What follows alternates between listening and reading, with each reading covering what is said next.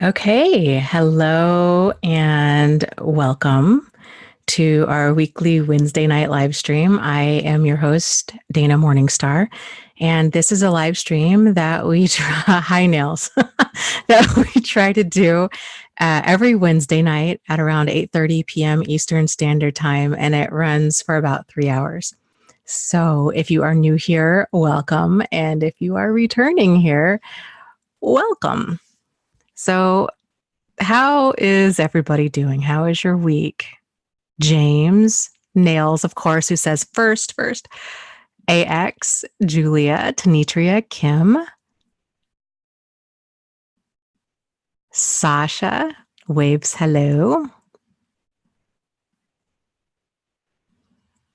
Oh, well, welcome, Monica. She says, yay, I'm finally on your live stream at the start. Yippee. I'm glad you could make it. It's a completely different experience being on the live stream versus listening to it or watching it later on. There's just so much that happens in the chat, so I hope you enjoy it. Mommy, bonsoir. Ramona, Dale, hello. Phoenix Rescue, hello. Nail says, I'm still at work, but working 4 to 10s, so long weekend every week. Yes, that would be. Sasha, this is her first time here. Well, welcome. Jamie. Oh, I just realized I forgot to let my Facebook group know that I was going to be going live. I try to send out something every single Wednesday. Let me go do that really quick while people are hopping on here. So let's see.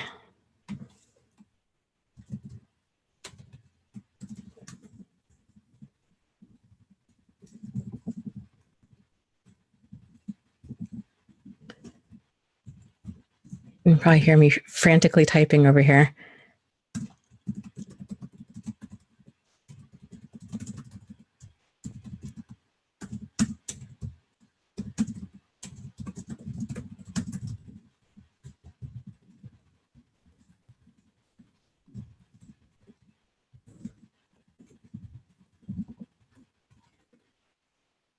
Okay, done and done. Sorry about that.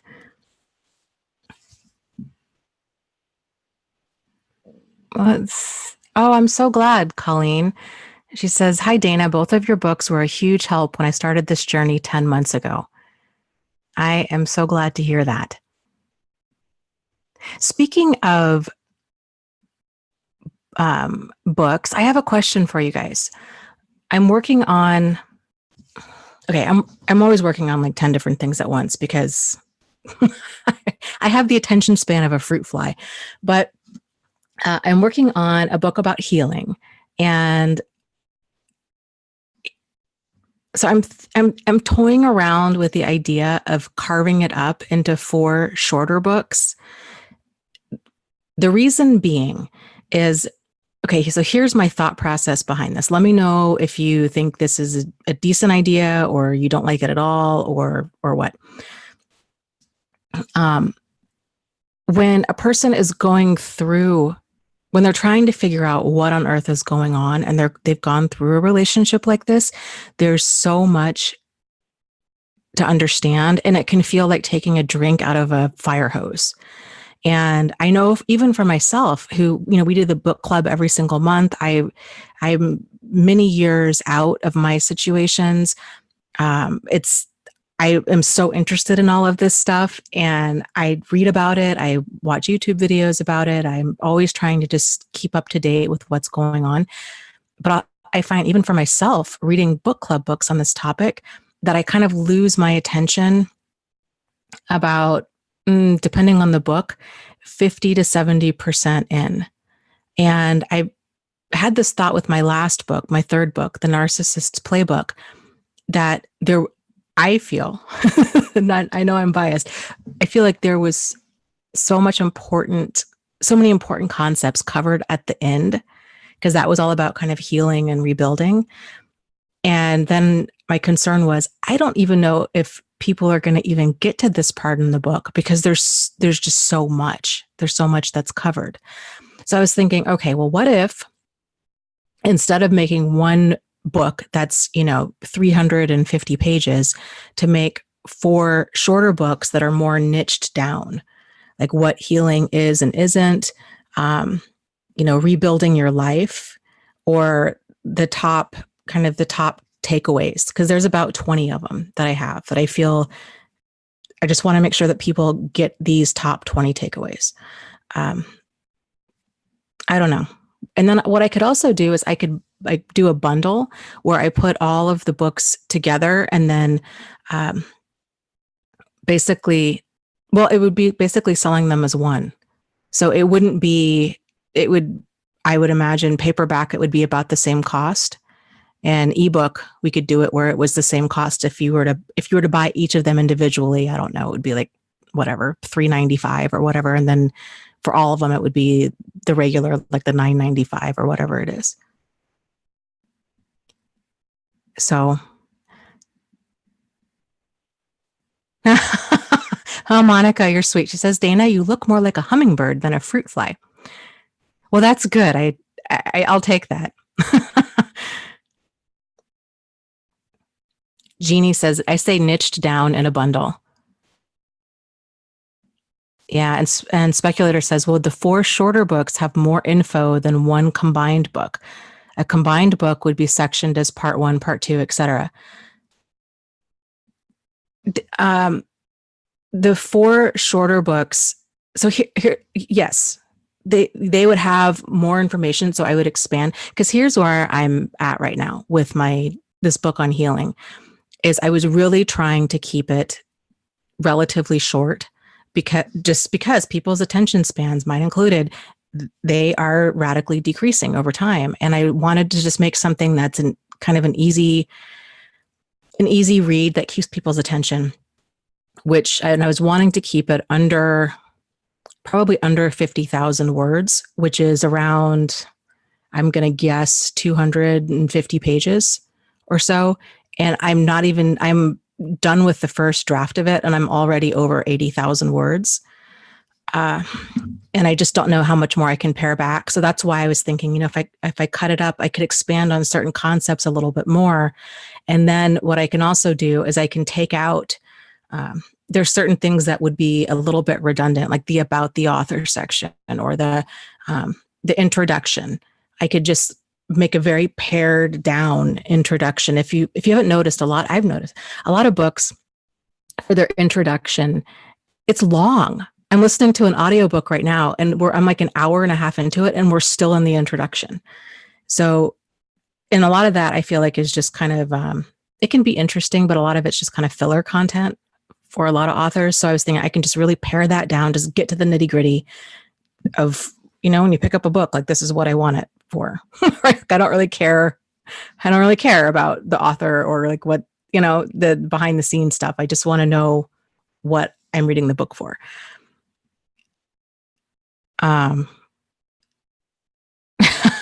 Plyn says, what attention span? I don't have that.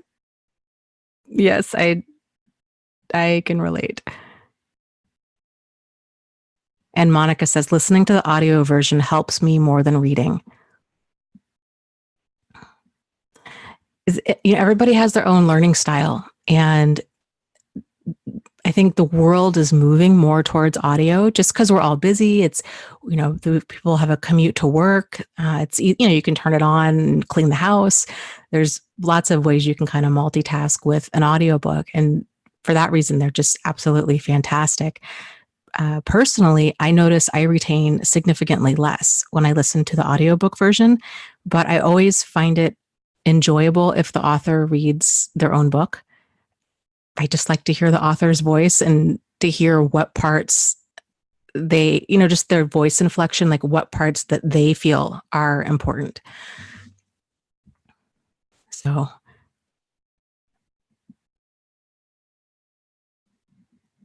let's see. Kim, thank you. She says, I loved your audiobook, Out of the Fog. Thank you so much. Yeah, that was a nerve-wracking process, recording an audiobook, but it's, I'm getting there. I'm getting better with it. And I just appreciate you guys uh, hanging tight while I figure out this learning curve. Speculator says, I get the attention keeping part. I think I would like one book divided into sections so that depending on what healing stage I'm in, the whole book would be there without searching for a part. Okay. In Speculator, what I was thinking of doing, and okay, so at a minimum, what I will do is that. So I can make, is if I did the 4 parts of the book, it would be like, book 1 would basically be part 1 of the larger book. So if the larger book is, let's say, 80,000 words, and the shorter book, each part would be 20,000 words, just for the sake of math. And then I could put them all together and then publish them as one combined book. So I don't know. If you guys are listening to this, maybe after the video is over, down in the comments, let me know what your thoughts are on that, and what is a good length of a book for you, or what would you, what kind of feedback do you have? What would you like to see me write? Are you looking for, just a significantly shorter book, like just cut and dry, just give me the top takeaways, something that's maybe 50 pages. What would be the most beneficial, I guess. I agree, Monica. She says, I really wish that a movie about narcissistic abuse and recovery would be in the mainstream cinema. Yes, I agree.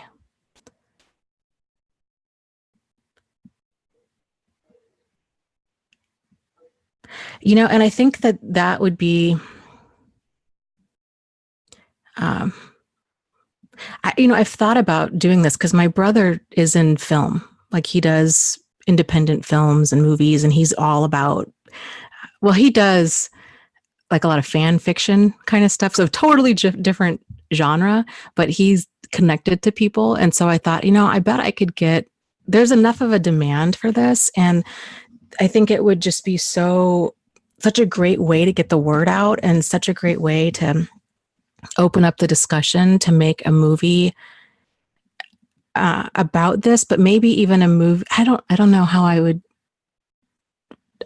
I envision it. I guess it would be interesting to make a movie with one story, but it would also be interesting to make like a series of, there's 5 different characters that you follow throughout one film, something like that. And I know what I would like to do is make the films, there's so much that I would want to pack in there about the misconceptions of love and commitment and relationships and all of that, and how easy it is for a person to get derailed by all of this well-intended bad advice out there, all of this stuff that we're taught.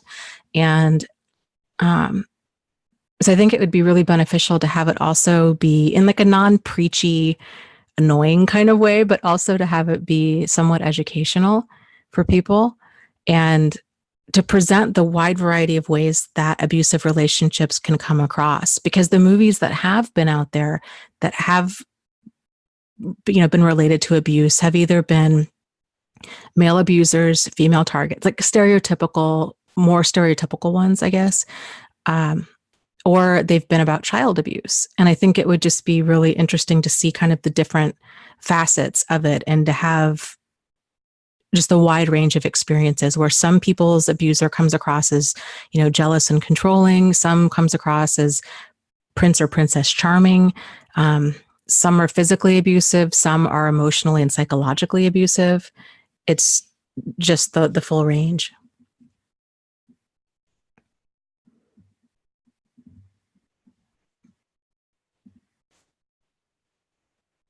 Yeah, or a miniseries. That's a good idea, Speculator. That would be another interesting take on it too, Zachary. He says, I would like a documentary interviewing different mental health providers on their perspectives on narcissism. Yeah. Hi, Xiao Yu. Welcome, welcome. Okay, let me scroll up here. Oh, I agree, Kevin. He says, instead, there seems to be love letters to abuse in film, like Whiplash and that 50 Shades of Grey thing. Yes, I did a whole video on that years ago about the 50 Shades of Grey. I was horrified when I began really getting into that, and just how, how twisted it is. And it felt re-victimizing at a level that I hadn't ever experienced before, because so many other people thought it was romantic and sexy. And it just kind of made me feel like there's no hope. Like nobody sees this stuff for what it is. And worse, they see it as sexy and romantic.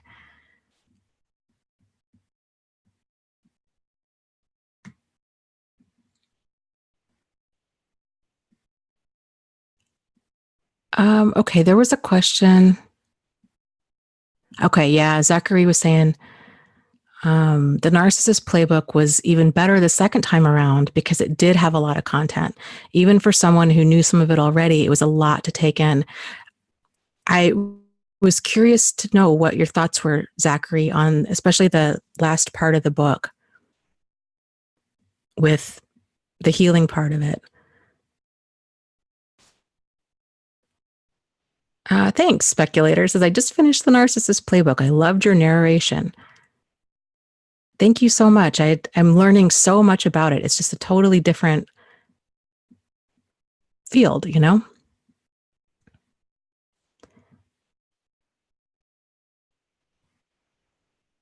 And Ramona, you are so spot on. She says, I've noticed survivors are at different stages of healing. Some in initial stages, like the detailed stories to relate to and feel validated, but people that are more healed get triggered. Yep. That is the ongoing challenge. And man, it's so difficult to get a person to help them move through this process of understanding and healing. It can feel like disabling a bomb because you don't know where the other person's triggers are. And half the time they don't either, because they've never gone down this road before either. And so, and it can just really, cause, it can cause a person to really shut down. And it can be challenging. And so you're absolutely right. A lot of survivors that are at a certain place in their healing, especially where they're wanting, they understand so much more now. They get that, they have that clarity, they have that validation. They've left their abuser. They don't want to talk about it. They don't want to hear about it. They just want to focus on rebuilding their lives. It can be incredibly triggering and traumatic for them to hear about, because it just reminds them of where they were, and it reminds them of their own thinking at that time. I think that's what a lot of it is. That's what it was for me, and for a lot of people. So it's challenging. And then the other challenge with that is when a person is far enough outside of the pain of these relationships, with time, that pain tends to really soften, and it's so easy to forget how emotionally raw we once were. And so then there can be almost this level of frustration and anger and a lack of compassion, because I think a lot of it's we're over-identifying. It's easy to over-identify with other survivors. And if they're in that initial healing stage and we're farther out, and they're still kind of going back and forth, but is this person a narcissist, or is this really abuse, or, did I deserve this? And, I don't know. And they're still in that initial confusion stage. It's very understandable for people that are further out to be reminded of that, and then to be irritated and frustrated. And they just want to shake the people that are in the early stages and get them to wake up. But unfortunately that doesn't help, because then it just feels, then we're just being, insensitive and intolerant, and that doesn't help anybody. It just makes them feel, it just adds more guilt and shame and embarrassment to their situation. So it's seriously just such a challenge. And a lot of survivors that are further out have this approach of like, well, it's tough love. Like, you just need to hear this. And more often than not, that kind of approach backfires and it just shuts people down. Like, so it's a really difficult line to walk.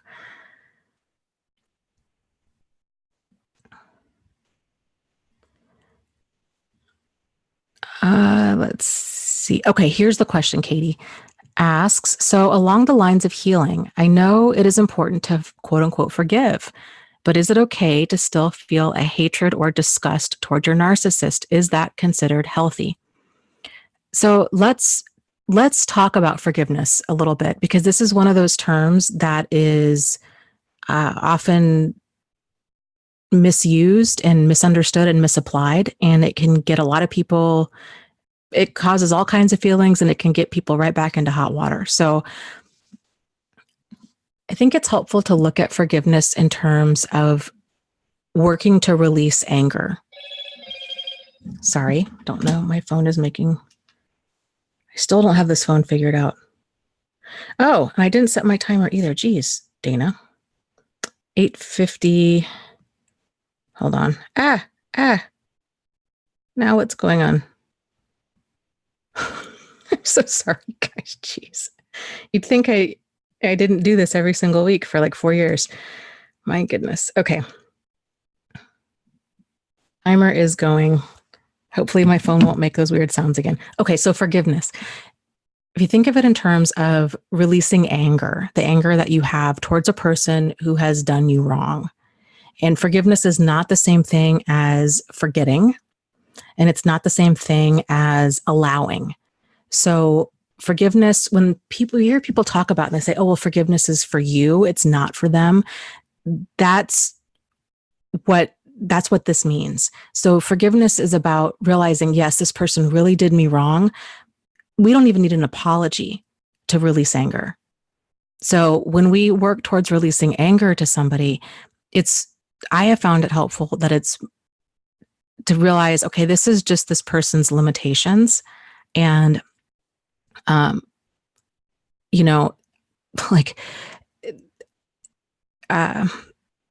they're just deeply dysfunctional. They're just deeply, deeply dysfunctional people. And I got caught up in this. I just didn't see this kind of behavior for what it was. It just was not on my radar of possibility. And I got tangled up with a deeply dysfunctional person. And so realizing if it hadn't have been me, it would have been somebody else.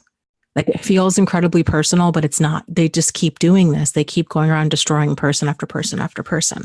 So I think that also can help, but it's normal. It's normal to feel hatred. It's normal to feel disgust when somebody has done something hateful and disgusting to you. So that's a fairly appropriate reaction to it. And also the process of forgiveness, it's a process. It's not a one-time thing. I think a lot of society views forgiveness as an event, like, oh, I forgive you. And then boom, it's over. And that you're supposed to be on really good terms with this person from here on out. And it's like their wrongdoing never happened. And that's ridiculous. It doesn't work like that. So forgiveness is a process. It takes a while to really work towards releasing that anger. It took me years. And there's still moments I have where it surfaces and I get angry. So I think you just kind of work through those feelings and giving yourself time. But it doesn't mean that you have to be on good terms with that person. It doesn't mean that you need to talk to them. It doesn't mean that you need to spend time with them. It doesn't mean that any of that. It means that you see their behavior clearly for what it is. You realize this is hurtful, harmful stuff. They are deeply dysfunctional. It's a very damaged person damages others kind of a thing. And, start making your peace with yourself. And so when people also talk about, you might hear people say, well, it's important to forgive yourself. And that phrase can make a lot of people, understandably so, feel really angry and feel really re-victimized. Like I have nothing to forgive myself for. I didn't know I was manipulated. I didn't do myself wrong, basically. And just for example, like it took me a long time to get to the place where I understood what that meant to really forgive yourself. And a part of forgiving yourself is working to release anger towards yourself. And sometimes that anger, everybody experiences these different emotions at different times, but realizing that the anger that you feel towards yourself, it can be for not seeing it clearly. It can be for being manipulated and just not realizing that that was what was going on, or for staying as long as you did, or for, for just not seeing it, just not seeing it clearly. I hope that makes sense.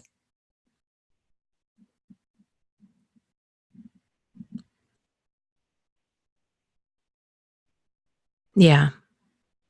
And Nancy says, I still have the ongoing pain of the horrible influence my ex narcissistic husband has on my children. Yeah. And Monica says, yeah, I'm forgiving myself for allowing the abuse. And that can even be a difficult thing that can upset a lot of survivors, because they're like, you know what? I didn't allow it. I felt like I couldn't leave, and I felt like it was my fault, and I didn't feel like I was allowing it. I felt like I just kept hanging on to hope, and I kept thinking it was my fault, and that if I just acted different, that this person would treat me different, and that day never came. And there's just so much confusion around it. But realizing, had you known now what you know then, you would have taken very different action. And so kind of forgiving ourselves and coming to peace with the fact of, all any of us can ever do throughout life is to do the best we can with the information that we have. And that can, because hindsight's always 20/20, and hindsight can be profoundly painful. I think a lot of us look back on relationships and maybe different investments and time spent and friendships, and we just shake our head and think, oh my gosh, I can't believe I threw all this money at this, or threw all this time at this friendship, or stuck around and allowed myself to be treated like that, and didn't realize that I was being mistreated. It's very confusing to work through. Yeah. And Nail says, yes, I felt trapped and that I didn't have a choice. Mm-hmm. And that's a good way of putting it, Jack. He says, I found that I can forgive by degrees, but I will never forget. Yeah.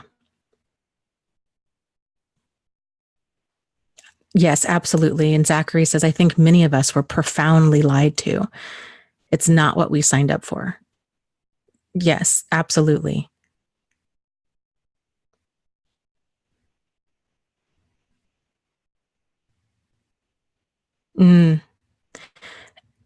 Jennifer says, I think that's part of the reason why I could never get angry at my dad, because I feel like I let him abuse me as a child. Even to this day, I'm incapable of anger towards him. And I also have a very hard time feeling anger at people in general. It's so weird. I don't think that's weird. I think that's very understandable. I think for kind of two different reasons. For one, when a parent abuses a child, they are our first experience with connection to another, and we're completely reliant on them as a child. And so we're hardwired to get and keep their approval, because we need them, like biologically, neurologically, we need them to take care of us. And so children, this is why children are like dogs. A lot of the time, that sounds like a terrible example maybe, but a person can mistreat a dog or a child, and they keep coming back. And that's why children keep coming back, because that's their primary source of protection. And we're just hardwired to to always be there for our caregiver. It takes a child a lot of generally really hurtful comments or hurtful experiences with a parent for them to actually get to the point where they go no contact. It can take decades. So I don't think that that's weird that you feel like that. I think it's very common. And the hard time feeling anger at people in general, a lot of that stems from that early programming we have. So and a lot of this stuff too, you've got to realize it's subconscious. We're not even aware of it. So if we've realized at a young age, okay, in order to keep people around, I don't want to rock the boat. And if I get angry with them, then that's rocking the boat. And so I'll just err on the side of, really being people pleasing and ingratiating and kind of ever forgiving, ever patient, ever compassionate. This is what we tell ourselves. Oh, I'm just really go with the flow. I'm just really laid back and easygoing. And we use all kinds of euphemisms for our lack of boundaries is basically what it is. And because conflict and confrontation tends to make a lot of us profoundly uncomfortable, especially if we grew up in a home where there was a lot of conflict and confrontation, yelling, screaming, silent treatment, that kind of stuff. It's weird. And it doesn't take a lot for a child to pick up these messages. And again, they're subconscious. So it's difficult for us to even realize that that's what's going on because it's all we've known. And it's subconscious. It's under our radar. But as far as being able to get angry at your dad, and because you feel like, that you let him abuse you, I just think it's really important. Well, I think there's two things with that. One is, my guess is a lot of the reason that you're struggling with getting angry at your dad is because it's one of those things, like it's like Pandora's box. Like if you open it, you're going to have a hard time shutting it. And for people that have been so victimized and so wronged, it can be scary to think, well, I don't know if I even want to go there and allow myself to get angry, because then what? What if I get really, really angry? What if I can't stop my anger? Like, how is this going to affect things or impact things? And then the second part of that, especially with child abuse, is it's very common for children to feel like, well, I let this happen. And a lot of that is due to the way that children are groomed. And it's especially I think with anybody, when we're talking sexual abuse, it's such a violation of psychologically and physically, but it's this feeling of kind of being lured and seduced almost. And because children the power dynamic is so grossly unfair, with the adult and the child. And as a child, you were not a part of this. You did not know what was going on. Even though on some level you might have known, you did not, there's no way, like you could not, with the child's mind, could comprehend everything that's going on. There's so much fear and manipulation and guilt and obligation and shame, and this wide mix of, well, I love this person, but this doesn't feel right. But at the same time, it makes me kind of feel closer to this person, but this is bad. And I know we shouldn't be doing this, but I don't want them angry with me, but I feel bad for them. There's just this whole mix of emotions there that truly, even though you're carrying all of that now, I hope that someday that you can understand that all of that stuff, that's the dysfunction, and that's the manipulation of this dysfunctional person. And this is truly not yours to carry. You were innocent. It's not fair. If you think about it now as an adult, the level of manipulation that would have to be present for you to get a child that would have been that same age as you to do something that you wanted. I think it might help, because you can see, like, wow, if I really wanted to talk this child, I'm going to switch it up a little bit, to talk this child into giving me all of their favorite toys or their favorite computer games. You know, I'm going to try to talk this child into doing something. You can see as an adult, okay, this is how I could go about that. And you realize this wouldn't be that difficult. So seeing it from an adult perspective of how unfair that is, what an unfair advantage that an adult would have over a child, and how that child could feel like, well, but, you know, I said it was okay, and I allowed for this to happen, and I didn't want them to, you know, I didn't want this person to feel bad, and so that's why I gave him my toys. And, you know, no. The manipulation is just so much that it's not even comparable.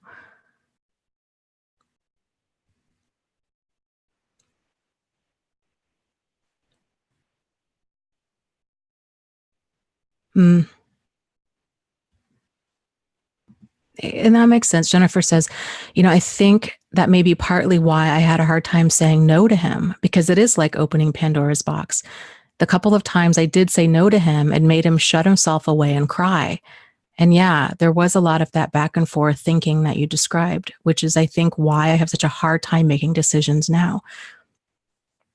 Yeah, absolutely. And I hope that you can see those times that you did say no, and you're like, no, this is not okay. That him shutting himself away and crying, that's all part of the manipulation. And that's all part of that deep dysfunction and just the manipulation that is child abuse. So it's not your fault. It's just so incredibly not your fault. No way, no how, no shape, no size, there's no way you can cut that to make you have any responsibility in that. You did the best you could at the time. And as a child, you're powerless. This is your caregiver. You know, it's incredibly difficult for a child to do anything other than what you did. And as far as the back and forth thinking, I think you're spot on with, it can be why you're having such a hard time making decisions now, because if we don't learn how to be grounded in ourselves and in our reality as children, and I think there's a lot of us that don't learn that, but there's some, like with your situation, where there's that level of gaslighting and confusion, and there's so much going on that it's even more so. That's a challenge for a person to really trust themselves and know what is confusing for them and what gives them clarity, to know what is nourishing for them and what is draining for them, to know themselves and to really get rock solid in that. So yeah, the struggle with making decisions makes complete sense when, you know, if you grow up and what is abuse is love, and what is love is abuse, and everything, it's, you know, like Alice in Wonderland, like nothing makes sense. It's that would I could see how that would happen. And I think a lot of that now as an adult is going to be moving forward and making, and I know we've talked about this before, but making those concerted efforts to make decisions, and starting with little things that really aren't anything major. What you want for lunch, what you want for dinner, what you want to wear, and practice getting really in tune with yourself and asserting yourself. And that kind of builds that momentum up.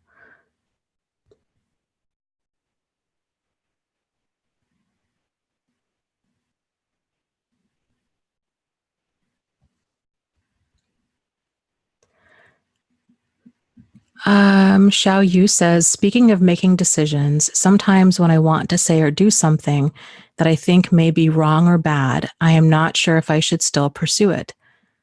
Do you think I should pursue my decisions a lot more, even if I have a feeling they may be wrong? I think you'll have to, I would need more context to really accurately answer that, but I would encourage you to weigh your decisions with kind of risk and reward. So if the decision is, something minor, like what you want to eat for lunch, right? Not a risk is very low. Reward is relatively low. Like there's just not a lot at stake at that.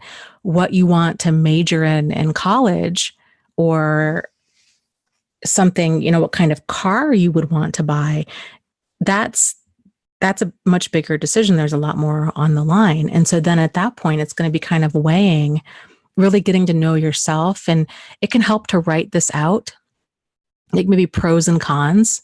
I forget what that's called, like the Benjamin Franklin way of doing things. Correct me if I'm wrong. I might be wrong about that, but it's the pros and cons of the decision. So if you really want to buy this, I don't know, let's say brand new, let's just make it good because we're just dreaming here, right? A brand new cherry red Porsche. It's just a gorgeous car. And then you're thinking, okay, pros and cons. Pros, it would be so much fun to drive.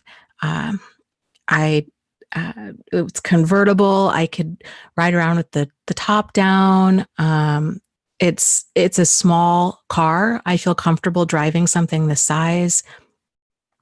I don't know. List out your things. And then the cons might be, well, gosh, if I lease that, that's quite a big car payment and I would be kind of strapped. Or I could maybe pay cash for it, but if I did that, then I wouldn't have money to do much of anything else for like the next year or the next 5 years, right? So you're just kind of weighing the pros and cons of that decision. And is it, in the end, is it worth it? So another way that can help with decisions is to get some emotional distance and to ask yourself, what advice would you give to somebody that you loved that was in your situation? And you can kind of double check your thinking that way. Because odds are the advice that we give to another person is probably the advice that we need to take. And then I guess the third way you could also measure it would be thinking, and again, depending on the situation, right? So let's go back to career choice. So let's say you're like, oh, I really think that I want to,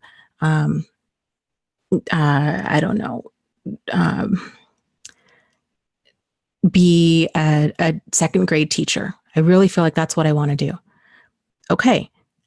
Then, and whatever it is, I really want to start my own business. I really want to start a restaurant. I really want to become a firefighter, you name it. To go find people that are doing what you want to do. And at a minimum, you want to make sure that you're talking to somebody who loves their job. And it probably would be a good idea to find somebody that's not so great, not such a fan of their job.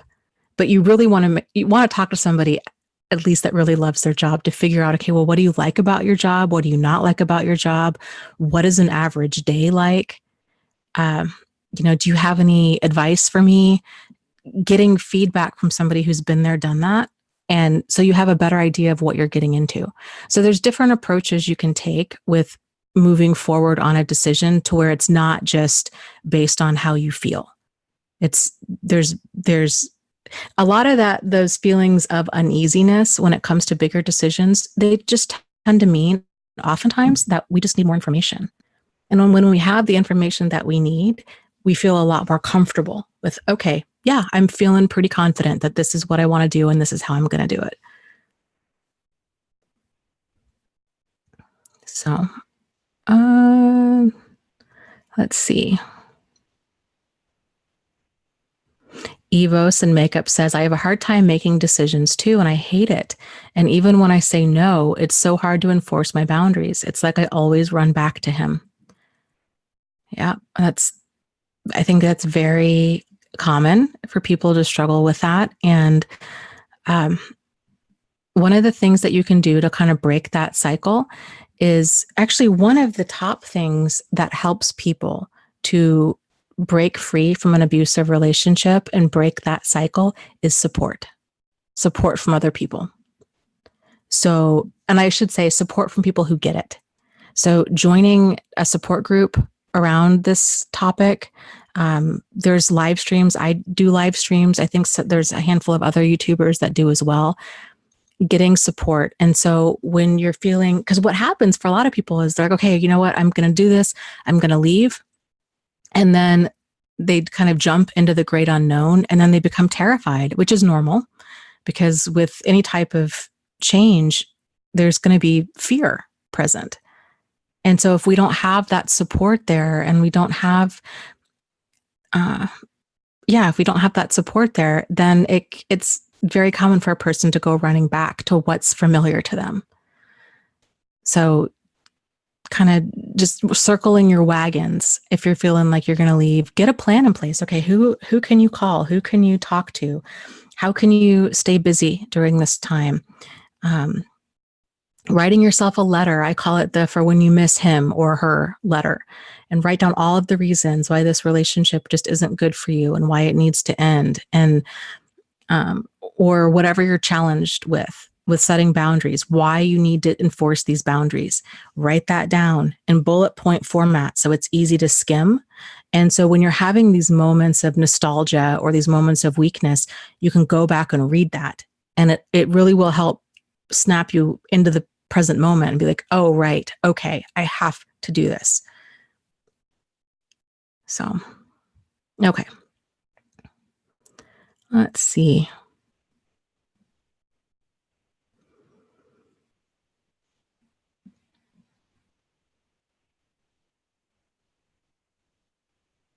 Let me scroll up here.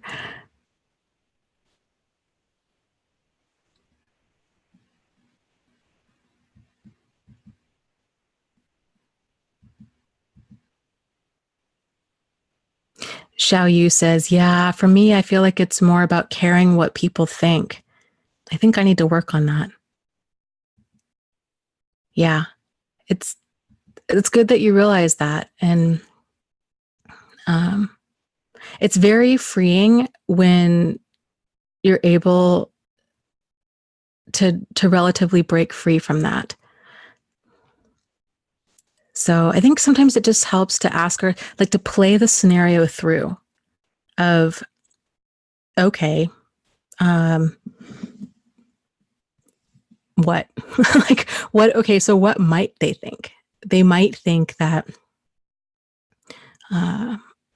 I don't know, that they might not like the way a certain item of clothing that you're wearing, or the way that you're doing your hair, or the whatever. And then think, okay, well, so what? So what if, like, worst case scenario, this person comes up to you and they say, boy, I really don't approve of what, I don't like the way you're dressed. It's not flattering on you. And it's just, this is not good, and blah, blah, blah. Then thinking, okay, well, so what? The world's not going to end, and you might have some hurt feelings, but that doesn't need to spill over into your self-worth, and reminding yourself of that. Like, it's okay to have hurt feelings if people don't, I think we're all to some degree we want approval from other people, just that validation, but realizing it's not the end of the world if you don't get it. And then also realizing, there's a saying out there that goes, 10% of the people will love you. They will love everything about you. They will love what you do. They will just be your number one supporters. And then 10%, the other 10% of people out there will hate you. And everything you do, according to them, is going to not be good. They're just not going to like it. And then 80% of people are going to fall somewhere in between. And just realizing that. And so if you come across somebody who just absolutely, you just clash with, and they just don't like anything that you do, realize, okay, this is just one of these people that we're just not on the same page. We're not going to see eye to eye. And you drive on.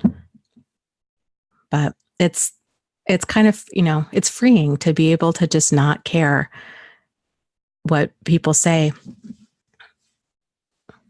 to just own it, Like, if somebody's like, oh boy, you really need to, I don't know. So you haven't shaved your legs in a week or 2 weeks or whatever. And because it's winter, or because you're single, or because of whatever reason. Right. And people are, and you're wearing, excuse me, and you're wearing shorts, And you're self-conscious about that. And then realizing, well, what does it matter? Okay, yeah, they realize that you haven't shaved your legs. So what? They don't approve of that. They judge you for that. So what? You know, you can always make a joke about it. You can always just say nothing and just own it. Jennifer says, I always thought the way that I chose to dress and do my hair and do my makeup and eat and clean and even bathe was part of OCD because I was diagnosed with OCD. But my boyfriend thinks it's part of dependent personality disorder because I have such a hard time with decision making. I guess it depends on my pattern of thinking, or maybe it's a mixture of both disorders. It might have a little bit to do with both. It's very common for a person, when a person feels out of control in some situation, whatever it might be. But in your situation, I think especially, it's very common for them to later kind of overcompensate for that and to go towards having control over as many things as they possibly can. So eating disorders is very common, and that's why. Yeah, obsessive compulsive, cleaning, organizing, becoming just hyper fixated. Maybe a person is, I don't know, they do one thing obsessively, whatever that might be. They exercise a lot. They write a lot of books. They lose themselves in busyness. And that perfectionism too can also be a form of control. So that OCD of like, I'm afraid to make the wrong decision kind of thing can also stem from that need to feel in control. But then, just that level of chronic uncertainty of, well, what if I choose wrong? And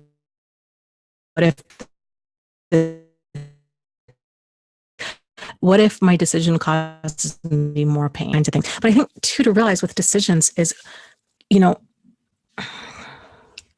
mistakes are part of growth. And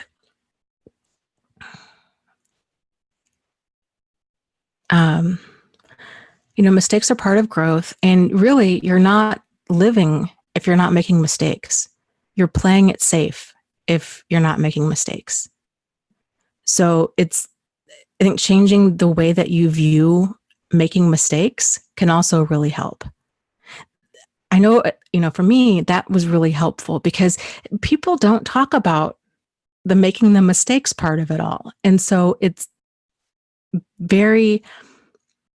when we only see a person's achievements, right? It can just seem like, oh, that just came so easy for them. Oh, this person, they finished college in 4 years and now they ended up becoming that second grade teacher, or they ended up doing what they love. And geez, what's wrong with me? I can't make up my mind, or I can't, I just can't quite decide, or any of this, or I'm, you see, I don't know, somebody on Instagram that they started their own business and they're doing so well at it. And you just think, well, gosh, I'm not. So, what's wrong with me? I must not be cut out for this. That's what a lot of people think. And then they just stop trying. But the reality is anybody that's had, I think, clarity in their life with the direction they want to head, in which they want to head, that clarity often comes from them sorting out through a lot of confusion. It's just we weren't privy to seeing that part of the journey. So, yeah, it's okay to make mistakes. And you think about it, okay, well, if you did make a mistake, then what? How could you do something different? Because really the worst part is inaction. Because at least if you take action, then okay, that wasn't for me, not doing that again, go a different path. But if you stay in that holding pattern, waiting for clarity, maybe the only clarity that you'll have is actually taking action, you can spend decades in that spot and never move forward.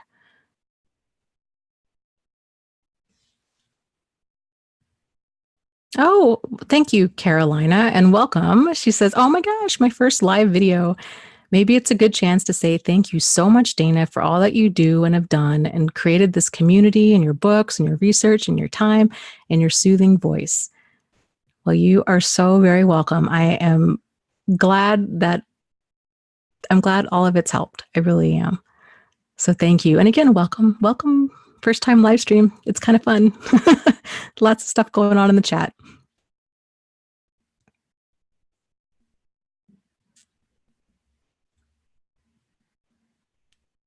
Yeah. And Monica says, abusers have us second guess everything with ourselves. Yes.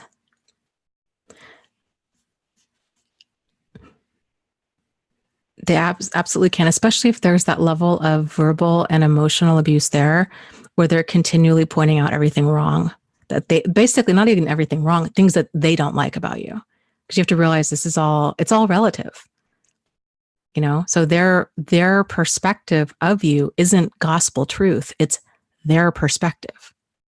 So they might not like the fact that they might think that you have no talent as an artist. They might not like the food that you cook. They might not like the clothes that you wear. They might not like how you dress or wear your hair or the things you do. But, that's them. That doesn't mean that it's true. It just means that they have issues with that. But they have issues in general. I heard that saying a while ago, something along the lines of, if don't take criticism from a person you wouldn't take advice from. And I think that's so true with abusers. Like oftentimes you just can't listen to anything that they say. So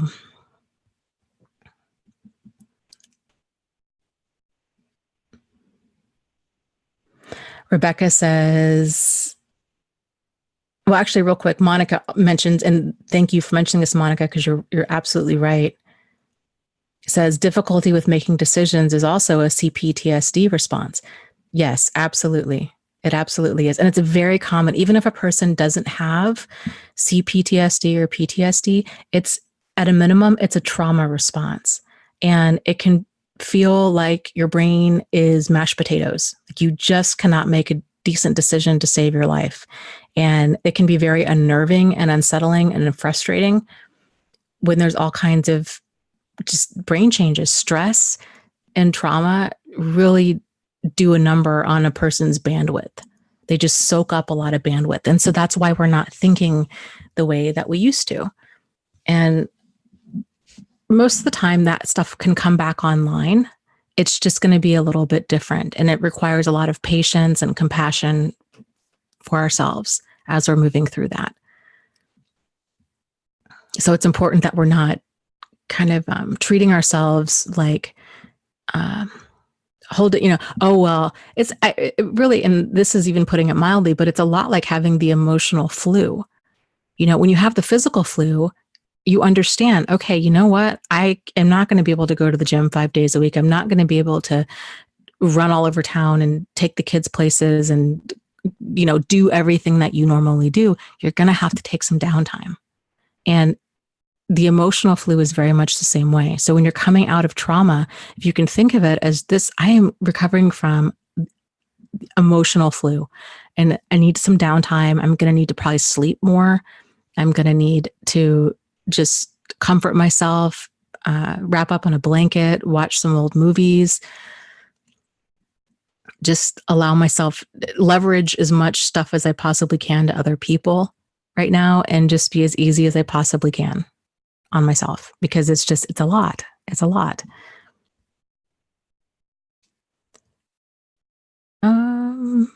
Let's see. Okay, Rebecca, her comment was, I was a cutter for a long time and I haven't self-harmed in a long time. I'm now living back in a toxic place and I've relapsed. I feel like crap for doing it. Like I have taken 10 steps back.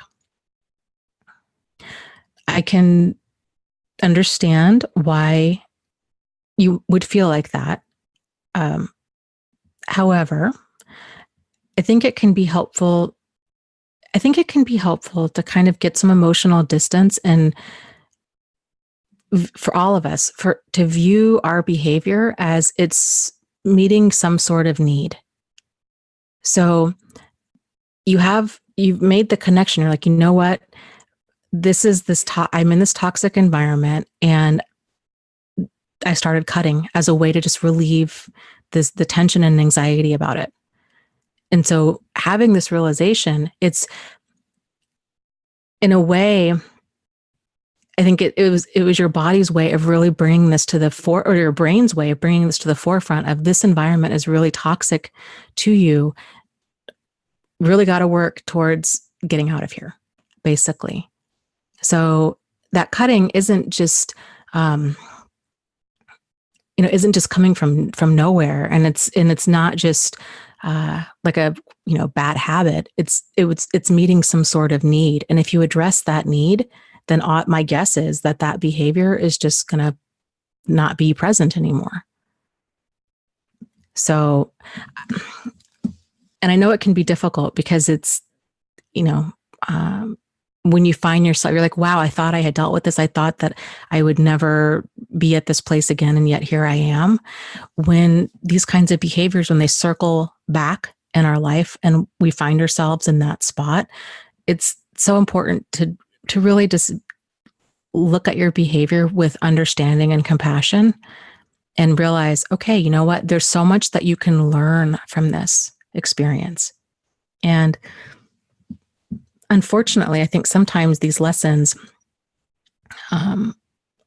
when we kind of relapse and go back to old behavior like this, it can be, well, not unfortunately, but it can be the wake-up call that we needed of, wow, this is really a much bigger deal than I realized because I'm relapsing and I never thought I would.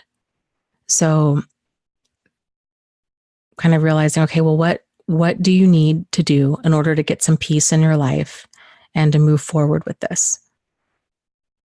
So trying to squeeze out all of the lessons that you can and then use them to move forward. And because really getting down on yourself and just being really hard on yourself, it's not helpful at all. And your brain is sending you messages of basically saying like, hey, Rebecca, this is a problem and I'm trying to get your attention. And I've tried getting your attention in a wide variety of ways, but you just keep silencing me. And so this is a sign.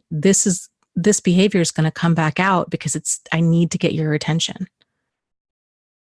Our brain is a weird, fascinating thing, but it is truly always working in your best interest, even if it doesn't feel like it, even if it's driving you to cut or do self-harm type of behaviors. The core of that behavior, there's some sort of positive purpose for that. And so a lot of really preventing relapse is figuring out, okay, I need to learn some different ways of handling whatever messages my brain has. So it's a challenge because, we have this stress response to things, and then we kind of default into old behaviors that met that need at a certain point in time, So, but hugs to you. We keep moving forward, and you conquered this once, and you can definitely do it again, and just squeeze out as much as you can from this experience and learn the different lessons, and and keep us posted because we care.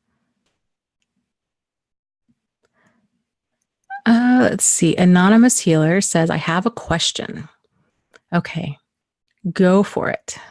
And I'm going to scroll up while you are typing.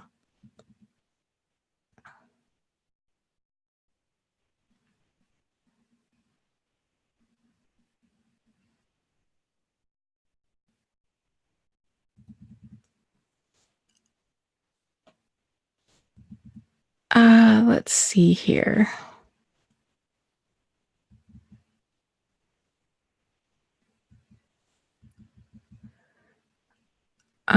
Jennifer says, off topic question about anxiety. My grandmother had knee replacement surgery last month. Her knee is healing well, but she's had such a hard time sleeping and such bad anxiety. Medications don't seem to be working. She's even tried melatonin, essential oils, meditation, etc. This has to go away eventually, right? I mean, her body won't just let her go without sleep, right? Is there anything else I can suggest to her? I guess my question would be, did she have anxiety before the surgery? And is her anxiety now, is it specific or is it just a general anxiety that comes from nowhere? Or is she thinking about things? Did she fall with her knee? Did she have any accidents where that's maybe coming, that like, is her fear related to anything specific? And do they have her on medications? Because sometimes side effects of medication can be anxiety and insomnia, especially in older people. They metabolize medications differently than younger people. And same with children. Children and elderly people metabolize medications differently. So that could also be part of it. But I would definitely consider contacting her doctor and saying, hey, here's what's going on. Here's how much she's sleeping at night. She's really having a lot of anxiety, just everything, and see what they say.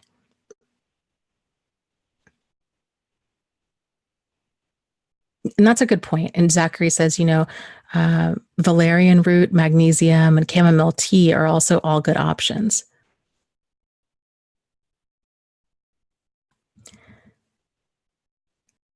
Yeah. Yeah, they definitely can be. Oh, well, I'm so glad, Rebecca. And she says, Dana, wow, thank you so much. I'm crying now because you're giving me hope. Oh, yeah, absolutely. Seriously, you're a warrior. If you've already been through all of this, you've already conquered cutting once and all kinds of abuse and stuff before. Like, you're stronger than you realize. You really, really are.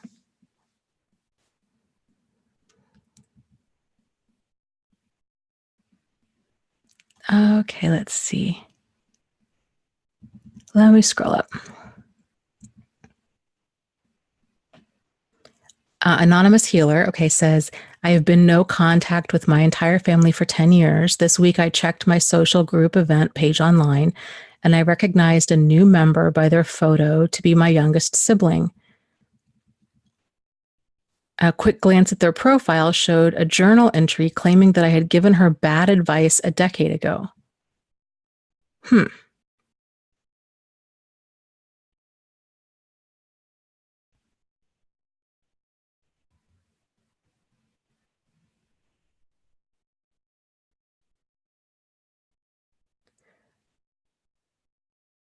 And so what is the question with that? Should you mention something to them about it, or should you what should you do about it? That's, that's kind of awkward.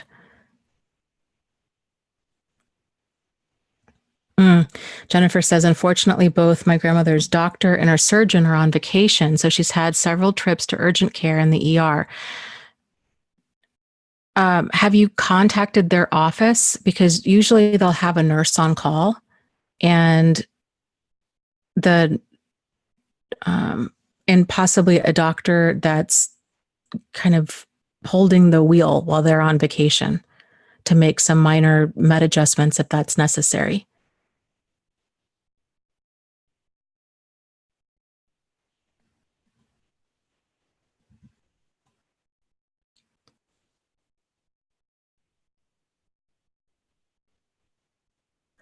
Okay, Anonymous Healer says, I do not want to start contact with my family again. I feel like I have no choice but to either give up my friends or contact this sibling.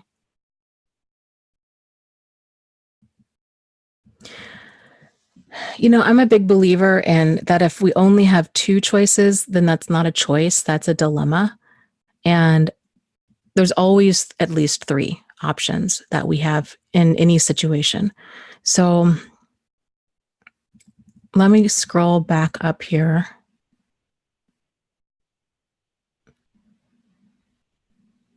It seems to me if you don't want contact with your family, can you block this person from that social group event page?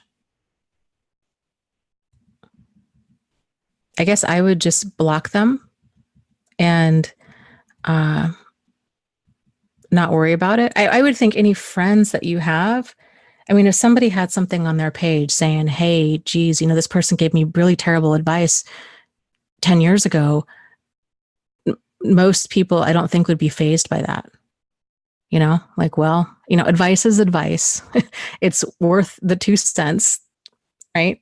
And it's ultimately up to another person if they're going to take it. So I don't know if I'd really be that concerned as far as like what other people would think of that person saying anything.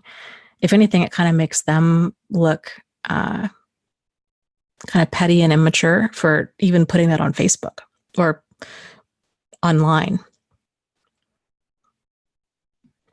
Because again, ultimately, they're the ones that took that advice. So,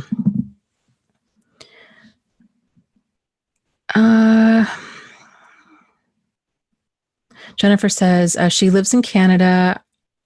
She says her leg is doing well, though, as long as she keeps up with her pain. With her pain meds, the narcotic was giving her nightmares, so they put her on Tylenol 3. Yeah. I guess.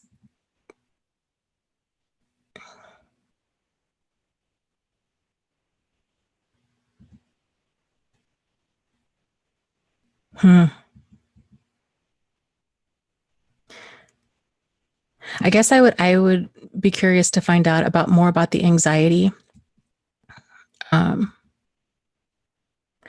If she didn't have, if it's not related to anything, if it's completely out of the blue, I would get a list of the medications that she's taking. Jennifer says she takes a narcotic for pain. So it sounds like the Tylenol 3, a medication for constipation, and a blood thinner. I would Google all of those and see if anxiety and insomnia are potential side effects of them, and then just ask the doctor, the next doctor you talk to about this, if it's something new. Because a lot of times with older people, it's medication, and it's the most wild thing how some people can be super sensitive to medication and experience side effects that are not common. So, and I don't know, I would imagine with Canada, if she has the ability for counseling, and I don't know if they do online counseling there. A lot of providers are moving more towards that, especially for patients that have like mobility issues. Like if she's recovering from knee surgery, it might help her to start talking to somebody about it, and like a therapist, and to see if she can kind of work through some of this anxiety to figure out where this is coming from.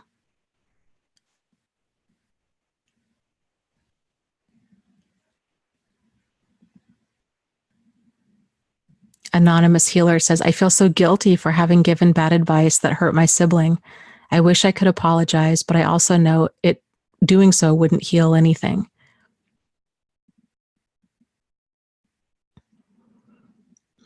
Well, I guess, odds are we've probably all given bad advice at one point in our life or another. And it's, or said hurtful things or have done something hurtful. Like that's just kind of par for the course. And it is hurtful to realize, wow, I did not mean to hurt this person, and I did. And I feel awful about that. So that's understandable. I guess if you really want to apologize, you could potentially write this person a letter and just let them know, that you just wanted to apologize and that you didn't mean them any harm, but that you're also kind of basically falling off the grid from everybody, and you just wanted to make peace with that, and that you wish them well, kind of a thing. So that's another thought.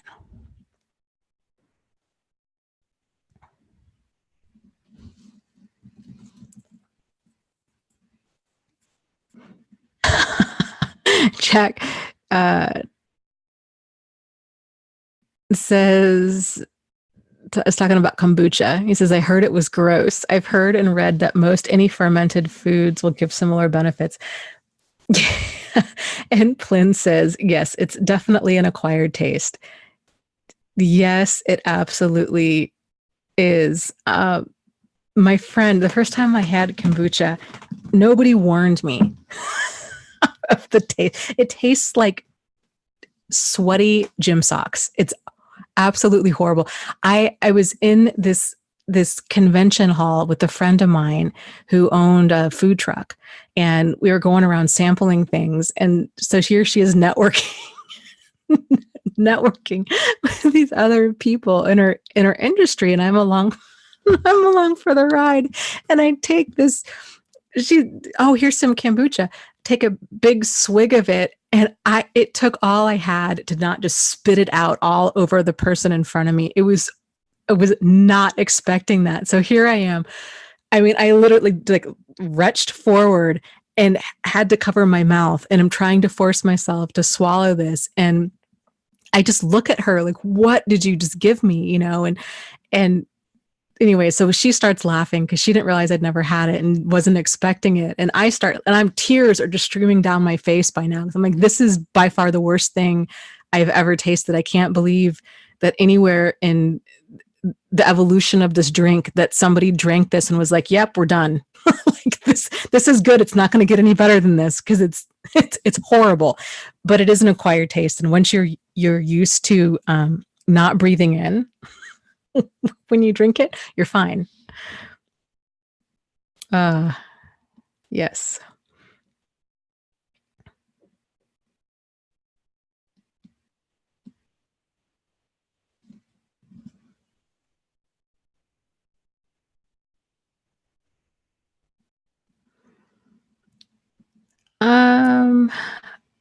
That Gareth says, is kombucha that alcohol? Okay, says kombucha equals fizzy sewer water. Oh my gosh, that's it.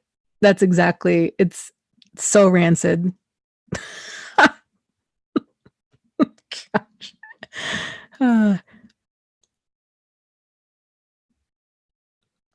It can. I don't know if there's if it ferments into alcohol or not. I know that there's a way that you can measure that, because that same friend was trying to make kombucha.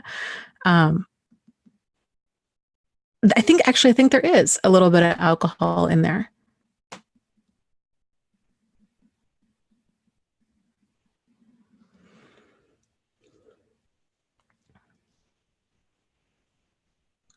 Okay, let's see.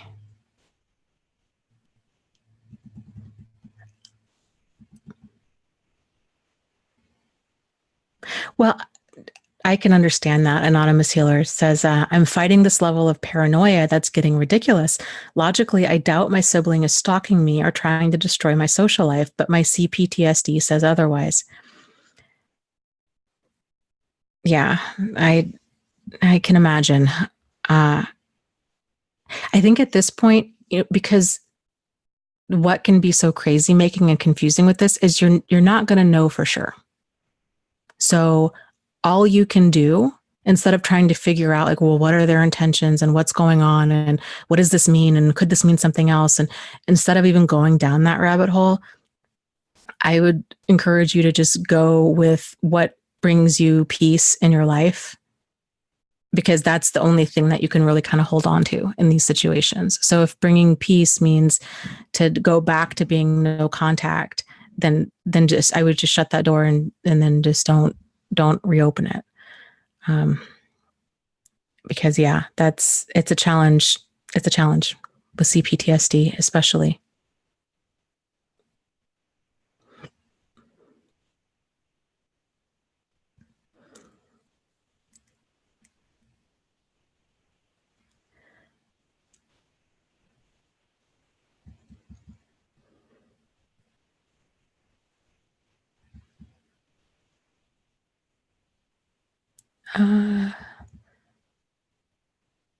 Right. That's a very good point, Nancy. She says, what's important is to know your intentions were good when giving the advice.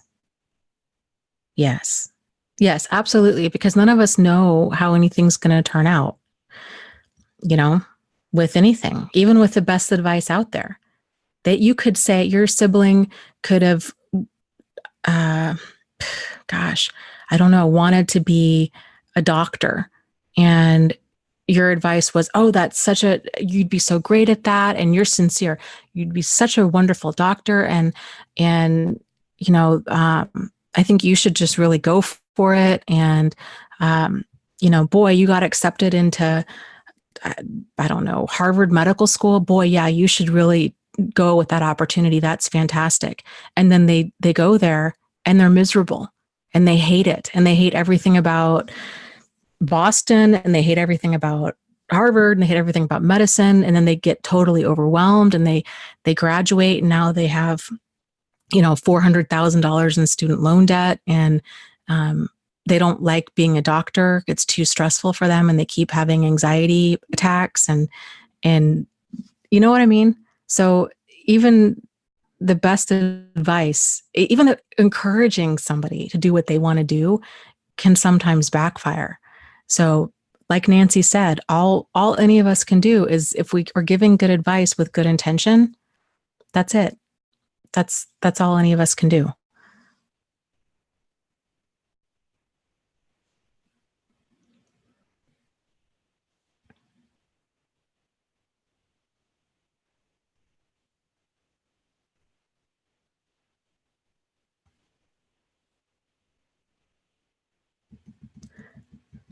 Jennifer says, sorry about the off-topic question about my grandma, but thanks for the advice. Yeah, anxiety is a strange thing when there's no obvious trigger. It is a strange thing when there's no obvious trigger. I think I mentioned this in the last live stream, but yeah, I'm pretty sure I did. I'm pretty sure it was a video that I was listening to while I was sleeping, but I don't remember what it was. Either that or it was a really insightful dream, but I don't think it was. I think it was a video that was just on autoplay. Anyhow, the concept was that anxiety can exist in two different places in our brain. It can exist in the prefrontal cortex, so basically like our critical thinking part of our brain, or it can exist, it can exist in our amygdala. So more of our fear part of our brain, that fight or flight part of our brain. And why this is important is, so anxiety and fear is stored in processed in two very different areas. So the way that we approach it is going to need to be two very different approaches. So for example, if a person is having panic attacks and they're not thinking about anything, they wake up. Let's say they just wake up in the middle of the night in a cold sweat. They can't breathe. They're having panic attacks. They don't know why. Or, something like that's going on, where it's just anxiety out of the clear blue. They were totally fine, laughing, having a good time. And now all of a sudden they're just having an anxiety attack. That type of anxiety is coming from the amygdala. And so it's a more of a body-based anxiety versus the anxiety that happens when when we're ruminating, when we're stewing about things. Oh, I've got these bills to pay, and oh gosh, I really need to have that talk with my boss, and we're worrying. That's the logic and critical thinking part of our brain. That is a different type of anxiety. And so if we're approaching that anxiety if we're approaching a cognitive anxiety with a cognitive approach, it can be helpful. So journaling, talking it through, basically talking about it can help with cognitive anxiety because it's a brain-based approach. The body-based anxiety coming from the amygdala, talking about it isn't going to help because it's not in that part of the brain. It's not in that critical thinking part of the brain. And when a person has that level of anxiety, they often don't know. And then they feel embarrassed and ashamed of, I don't know. Like, I'm just terrified. I don't know why. Like, I just am. And they can't breathe and they're panicking. If it's body-based anxiety like that, then a good approach is to use a body-based approach, which makes sense, right? So a big part of body-based approaches is getting grounded into yourself. So to get out of that fight or flight. So there's things that you can do. For example, going to the bathroom and washing your hands, or going into the kitchen or wherever, washing your hands with cold water and using that time, those few minutes, as like a little mini meditation, feeling the water on your skin, watching the soap suds up, just kind of moving, feeling the movement of your hands. You can do a meditation where, let's say, you have both of your legs on the ground, kind of moving, almost like you're pedaling a bike. You're kind of moving your feet up and down, and then noticing, like bringing your attention to each foot. Where is the weight of your foot hitting the floor? And is it your full foot or just part of the foot? Is it more to the left side or the right side? These kinds of things, bringing your attention into your body, noticing the temperature in the room, noticing any sounds that you might be hearing, noticing any smells. You can do a tasting type meditation where you eat something that's very flavorful, like a strawberry or a piece of orange, something like this, peanut butter. I mean, really anything, and focusing on every single part of that. So if you're going to be eating the strawberry, noticing what does the strawberry look like, and all of the seeds, and the size of the strawberry, and the color of the strawberry, and the feel of the strawberry, and the weight of the strawberry. And then when you bite into it, the texture of the strawberry and the taste. And as you chew it, noticing where that taste is going in your mouth, and just everything about that strawberry. It might sound very strange, but it's powerful stuff to bring yourself back into the moment. It helps to release that fight or flight because it gives your brain something else to focus on. And it just helps it to switch gears.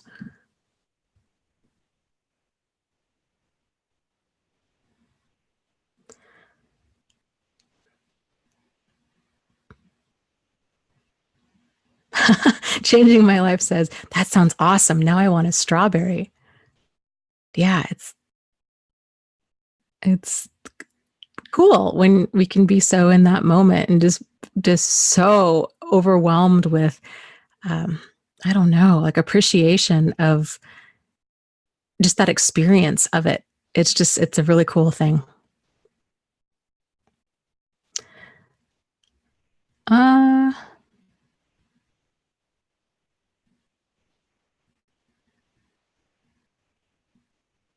Wonder Woman says, I've been doing brain spotting therapy, and the therapist asks me where I feel my emotion in the body. Most times it's nowhere. Why is this?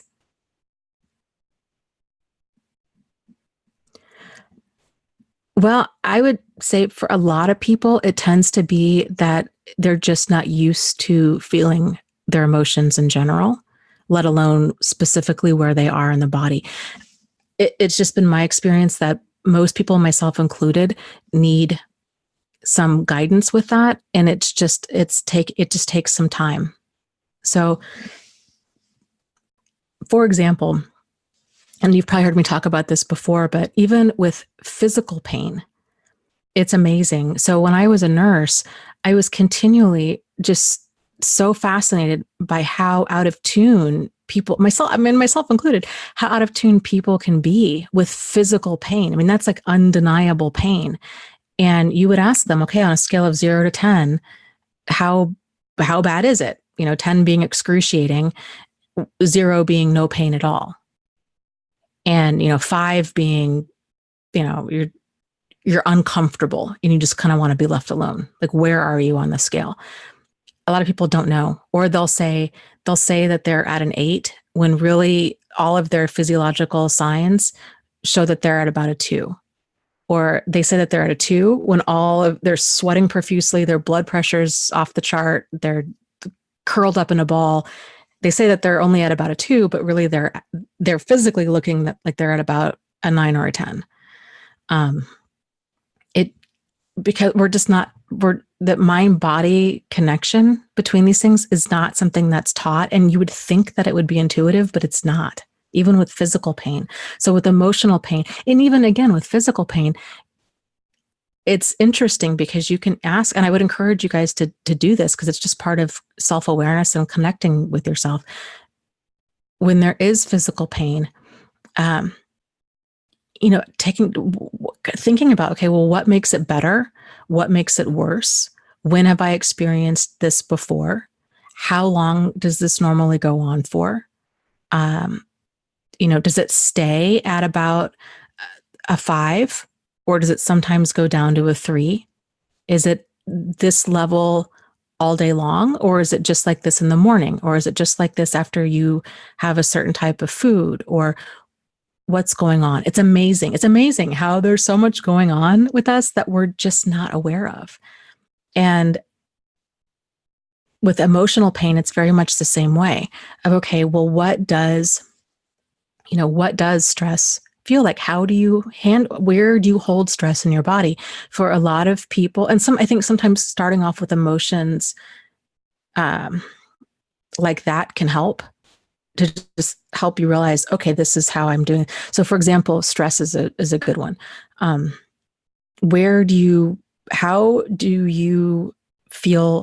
do you experience stress? For a lot of people, it can be headaches. It can be nausea if it's extreme stress.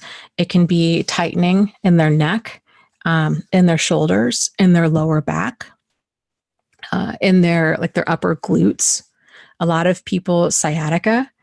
If a person's continually stressed, their sciatica can really flare up because their back is tight and all those muscles are just, they're incredibly tense. And then when they start to go in spasm, that's when their sciatica acts up. So a lot of people, I think, walk around thinking like, oh, I just have a bad back.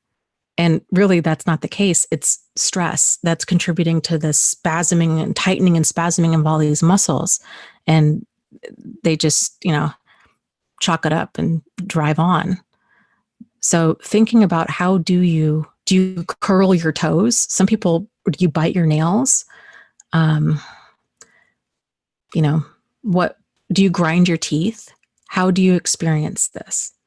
And then focusing on, I think it might help to focus on positive emotions, because sometimes that, instead of waiting around to notice when you feel bad, to intentionally make yourself feel good. So watching something funny or watching something relaxing, noticing, okay, how do I experience this? How am I experiencing joy right now? Okay, odds are it might feel like you feel like you're light. You're smiling. You're laughing. Your laugh comes easy. You're more talkative.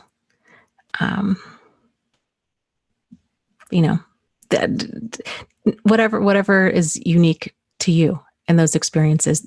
The more we're able to connect that, the better off you'll be, because you'll be able to be more in tune with those uncomfortable emotions when they surface.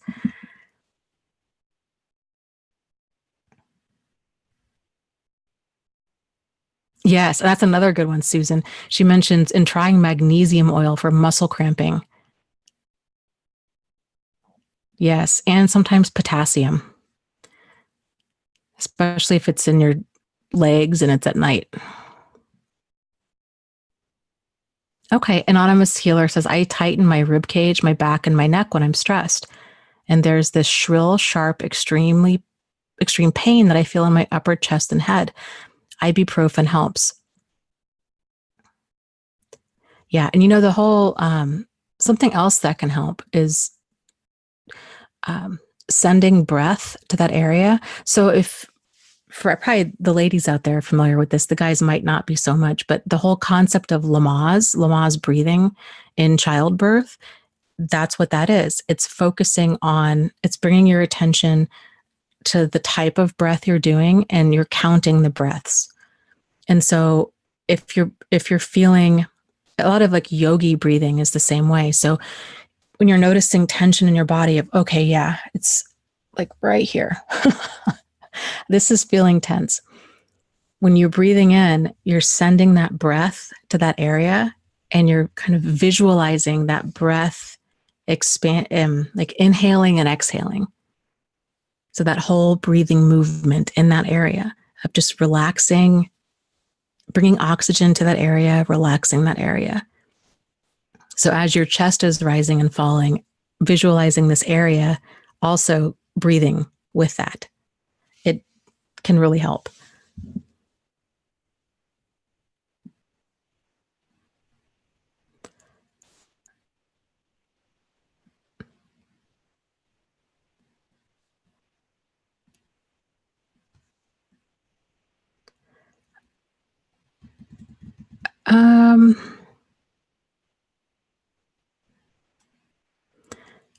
People are talking about any suggestions for how to get enough potassium.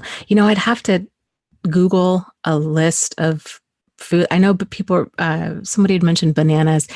Yeah, and I don't know if they're necessarily like the best food for potassium, but they're the ones that are probably the most recommended. If it's an electrolyte imbalance across the board, sometimes it can be. Coconut water is full of electrolytes, and it can be kind of a weird consistency that also takes a little bit of getting used to. But if you're you can even just do like a shot glass full of coconut water. You can mix it in with other types of juice. Doesn't have to be a lot, but it's kind of a thicker consistency. But that can be great. That's a great alternative to like Gatorade or other electrolyte supplements. But Gatorade can do the trick too sometimes, but it's more processed.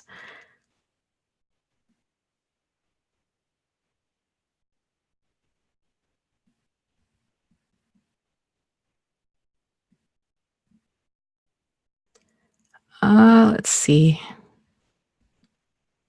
Yeah, Wonder Woman says, well, maybe that's why I've been having so many cramps in my legs, but not during the sessions, but at night.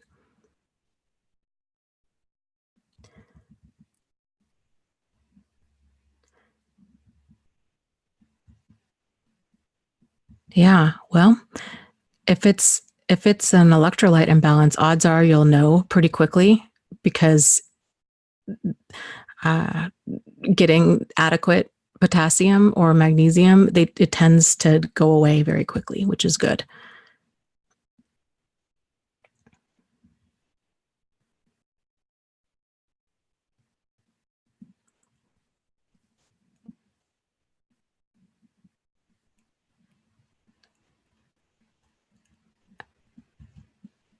Oh, how delightful for you, Zachary. He says, okay, I'm off to the gym. I have a date with the sauna for my anxiety. Have a good night. Wonderful. Have a good night, Zachary. I am going to live vicariously through you. A sauna right now sounds amazing. Amazing. So have a great time, and know that we are all jealous. Okay, Wonder Woman asks, how does one reassociate? I too thought that maybe I was experiencing dissociation. I never thought that I was not in tune with myself until this therapy. Well, with reassociation, dissociation. Let me back up. So dissociation, some signs of that are really feeling like you're having an out-of-body experience, that you're not watching your life, that you're watching a movie, or you're kind of watching your life from above, kind of a thing, like you're not in your body.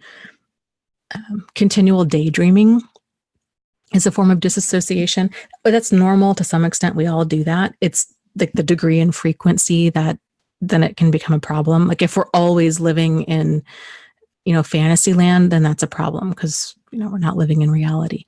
But bringing yourself to get out of the disassociation and back into the moment, a lot of what we were just talking about, those body-based things, paying attention to your five senses, taste, touch,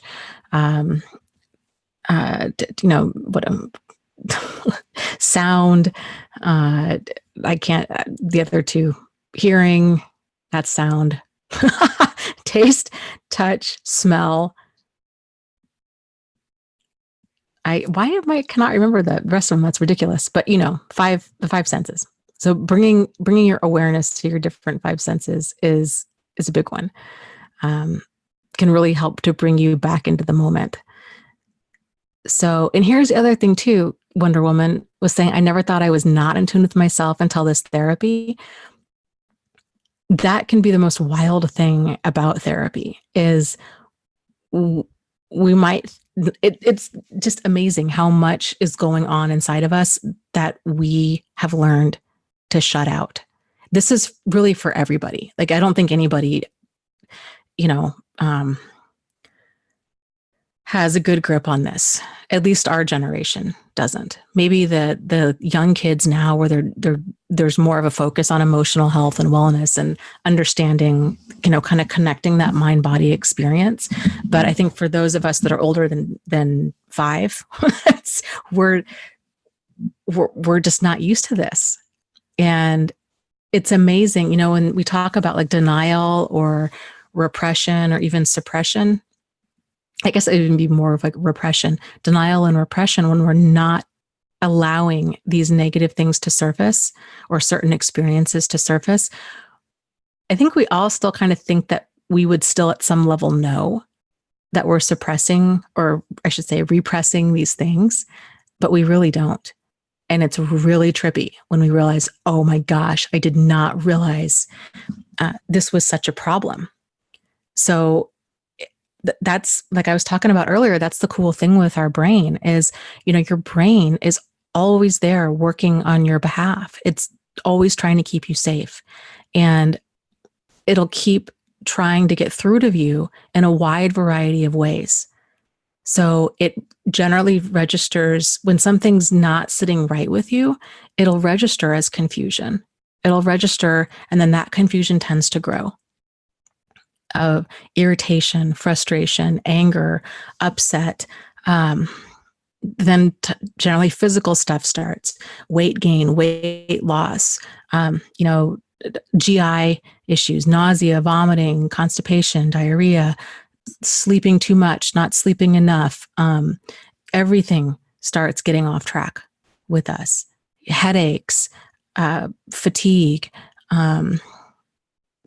inflammation, pain, irritability, all of these things. And it's amazing how this stuff can just keep, and it'll keep stacking up and stacking up and stacking up and stacking up. And so many of us have gotten so good at kind of having that mentality of, we just got to suck it up and drive on, that we're not feeling it, we're not feeling it, and we're not feeling it. And then eventually, like with the one gal, Rebecca, who's talking earlier about cutting, things get so extreme that next thing we know, we're doing something that we thought we would never do again. And then it's easy to get upset with ourselves and to just think, oh boy, how did I get here again? But a lot of it's really noticing all of the stuff that came before, all of those emotions that we were trying to stuff down before that, and addressing them.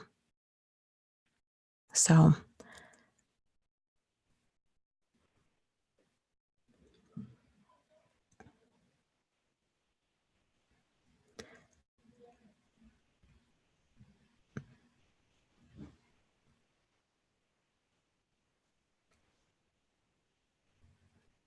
Let's see here. Jennifer says, can thyroid issues be caused by depression and CPTSD? Normally, it's kind of tends to be the other way around, that a side effect of low thyroid tends to be depression. But I wouldn't be surprised if all of it goes hand in hand, because stress and just chemical imbalances tend to affect everything throughout the body. And thyroid is one of those things that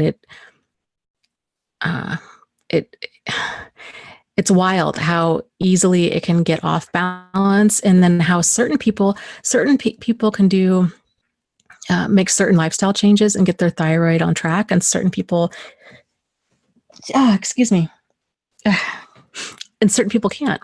Certain people, it's a weird thing. Like what works for some people doesn't work for others.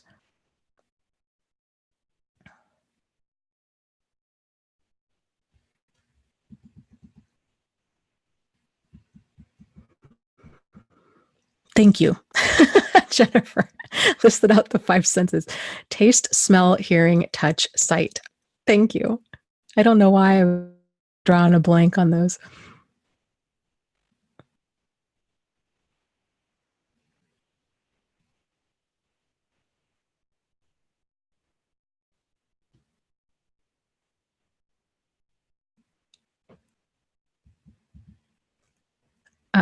Let's see.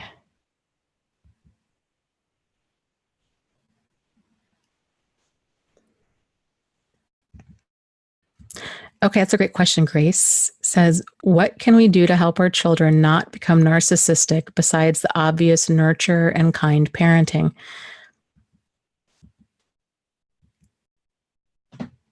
Well,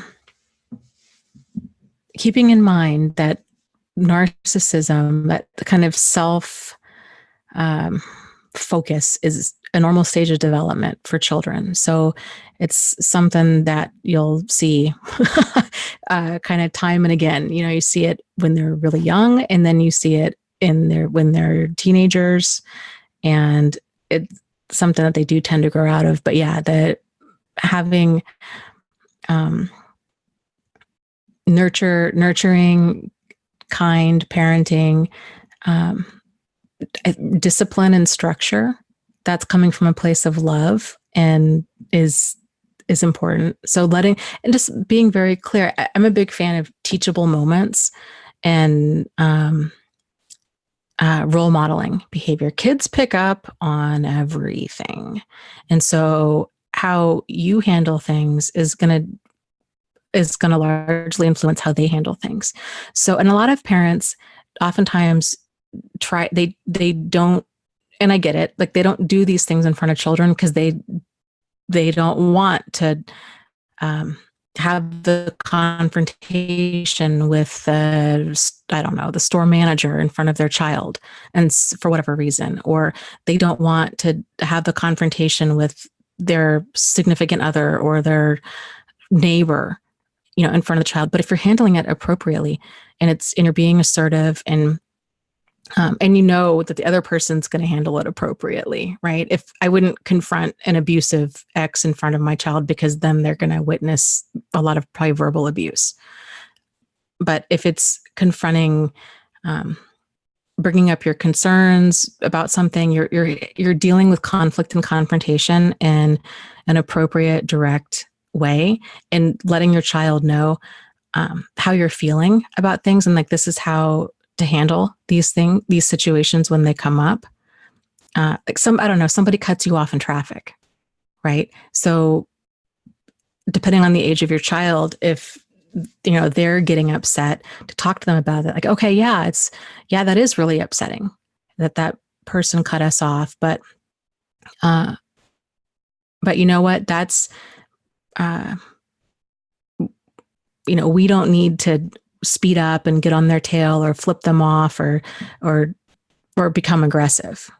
Like, it's okay for us to be upset with them, but it's not appropriate because that's not going to help. That's just going to add fuel to the fire, or if they're having a bad day and they're feeling frustrated or you're feeling frustrated, letting them know, you know what, I'm just really frustrated right now and I love you. But I am going to go take a walk. And then when I get back, let's talk more about this. And I'll be back in 20 minutes. So they know, okay, this is how we handle frustration, or this is how mom or dad handles frustration. And when you're doing that, when you're leaving, especially with children, really making a point to give them a time frame. So this is not the same thing as a silent treatment. We're not trying to punish them with our absence. We're trying to just give ourselves time to cool down and gather our thoughts. So we're not saying anything that we can't unsay. So, I love you. I think helps to start off.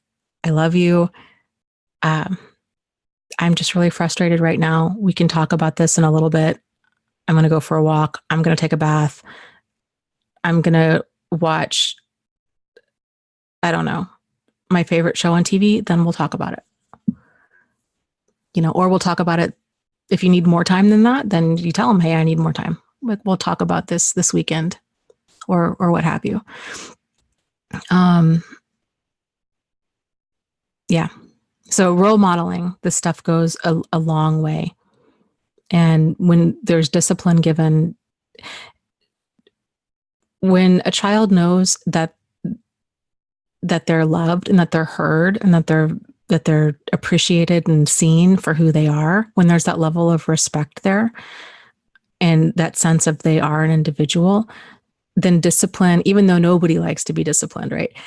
Even though they're still going to be upset about consequences or whatever, if a parent's firm about it and you don't get dragged into arguing about it or debating about it, but they just know, hey, I said, bedtime is lights out, or I don't know what, 9:30, right? It's 9:30, lights out. Not going to argue about this. Turn your light off. or there's going to be something, right? Or you're not going to have your phone for tomorrow. Whatever it might be. We talked about homework needs to be done at this time, or this is going to happen. And then the consequence is something that you can follow up with comfortably. And it's just having that structure and having that discipline, and it helps because children really do need that. It lets them know that you're the adult and that there's that sense of safety and stability, and that they know where the lines are when they're going to cross those. So if they know, hey, I better not do this, or mom is okay with this, but not with this, they know where they stand. It's children get very, and adults do too, we get very anxious if we don't know if a person's, how they interact with us is based on how they're feeling in that moment. If one day it's totally fine that we do something and then the next moment it's not, like that's what causes a lot of anxiety with people. So just consistency too. Oh, I agree. Yeah. Grace says, I see a lot of parents shame their child while they're disciplining them. I don't think that's necessary. In fact, I think it's quite harmful. I agree. Yep. I agree completely.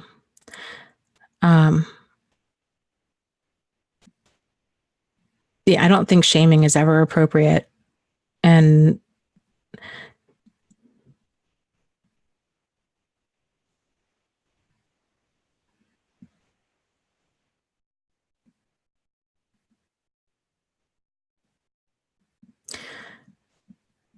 so, yeah, I think I think it fit in terms of discipline, not punishment, I guess. Like discipline, you think about what would actually be helpful in this situation. And if this was somebody else's child, sometimes that can help. Like if this was somebody else's child, how would I talk to them? Because odds are, if it's somebody else's child, most people are, how would you want a teacher talking to your child? Maybe that can help. Because hopefully there's not any of that shaming and, degrading kind of stuff going on.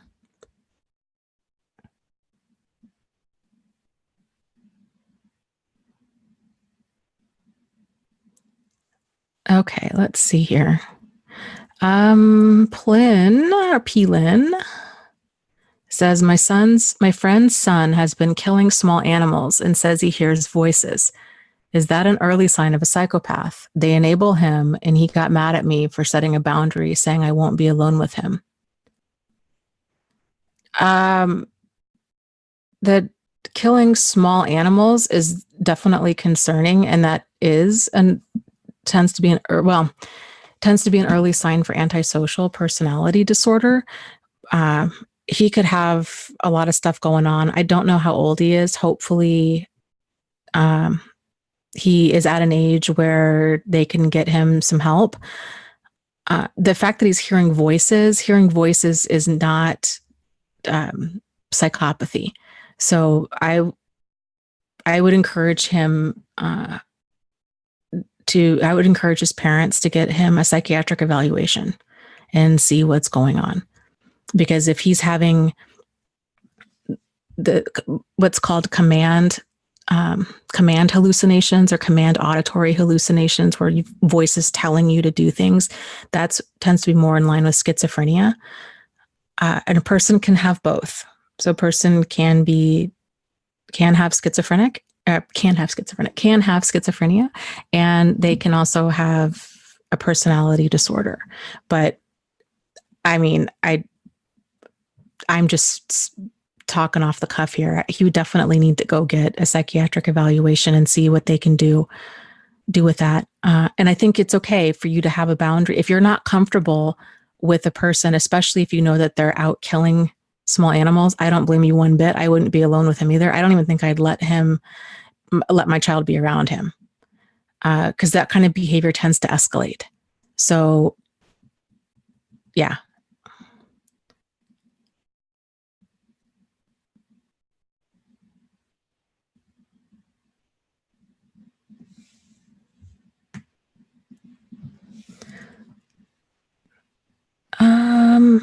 Let's see. Hey, Julie's here. Hello.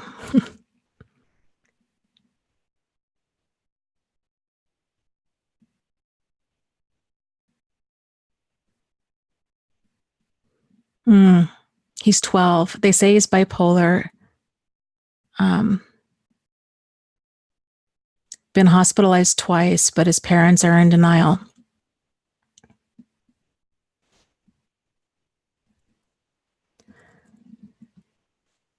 Yeah,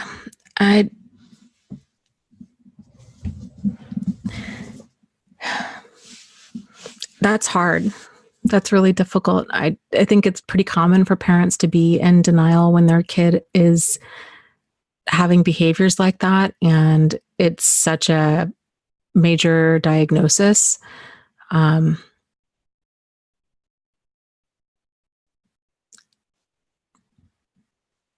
If the child is not on medication, I would say that's a concern. And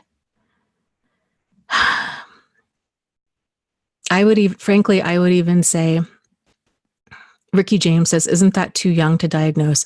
No, not for mental illness like bipolar or schizophrenia or things like this. There's generally like personality disordered stuff. And wait, the child needs to be, not all the time, but the vast majority of the time, over 18, because kids go through different phases and certain behaviors can be normal at different ages. And there's just kind of lots going on when kids are kids. But with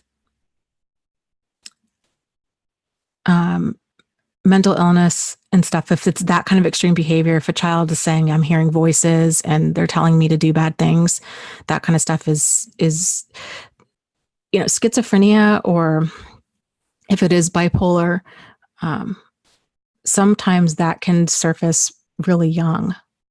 And that is very difficult. If the parent, and this is a challenging thing, if the child is really not doing well, and it sounds like they're not, if they're still having this stuff going on, if the parents are in denial to the point where their child's not taking medication, this might sound really harsh, but I would if it was me, I would call Child Protective Services and file an anonymous call to them. Because even though I can only imagine that what they must be going through with their child, but if the child's not on the medication that they need, they're putting their child in harm's way. And, there's brain changes that can happen. And every time a person is experiencing psychosis, when they come out of it, they tend to not come fully back to where they were before. So it can be a really big deal.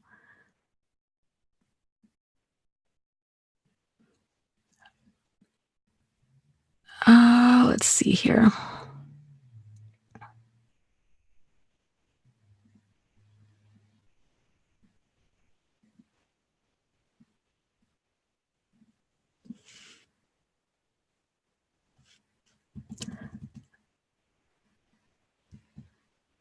Let's see.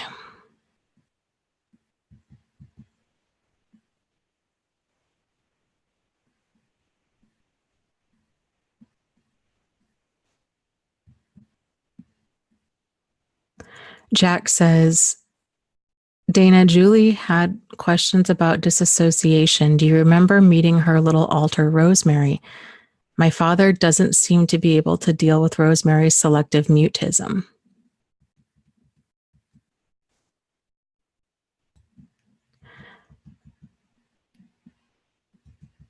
Yeah, I'm not sure if there's anything that you guys can do about that. If,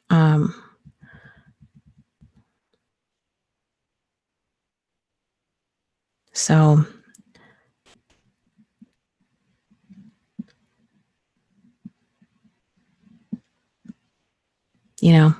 if it's really causing trouble, I think really the only thing that you can do is just leave the situation, just leave his house, or, I don't know, you have to do something that'll kind of find peace in that moment, because you can't make him accept it or, fight him about it. Like it's not going to get anywhere.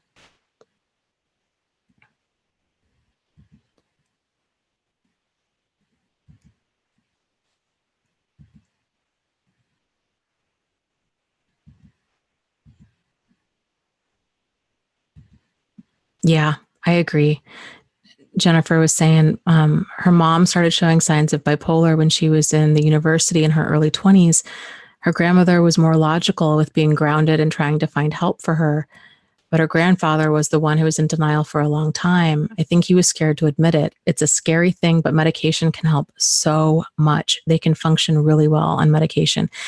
Yeah, bipolar is, by and large, even schizophrenia nowadays, there's so many different medications out there. And a person can live a fully normal, functioning, happy, healthy, well-adjusted life. They can get married and do all of the things that anybody else can. When they're on the right medication, for the most part. There are people that are more treatment resistant that really struggle with finding the right medications for them. But with bipolar, especially, that tends to be the treatment rate for that is really high. So that's good.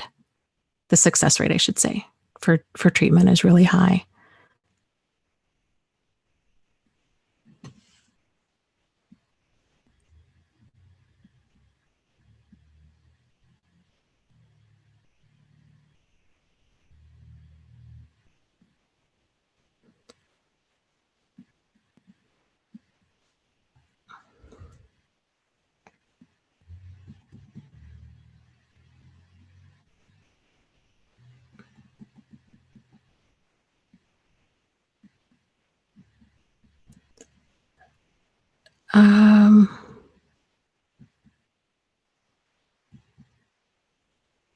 Wonder Woman asks, is an imaginary friend a regular thing for kids with narcissistic parents?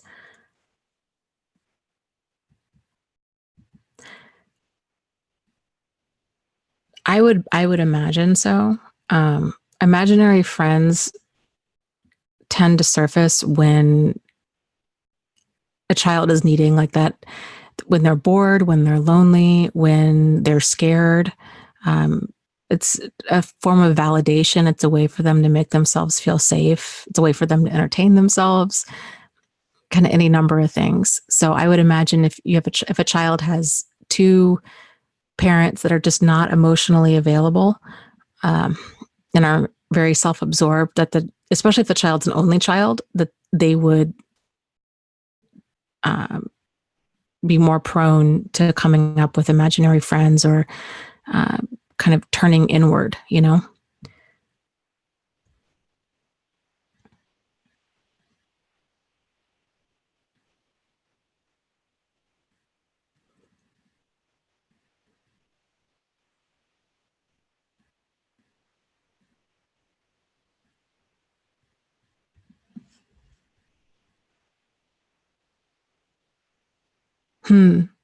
That's an interesting take on it, Julie. You're right. She says, and the imaginary friend can rebel in ways that the child can't. Yep, that makes complete sense.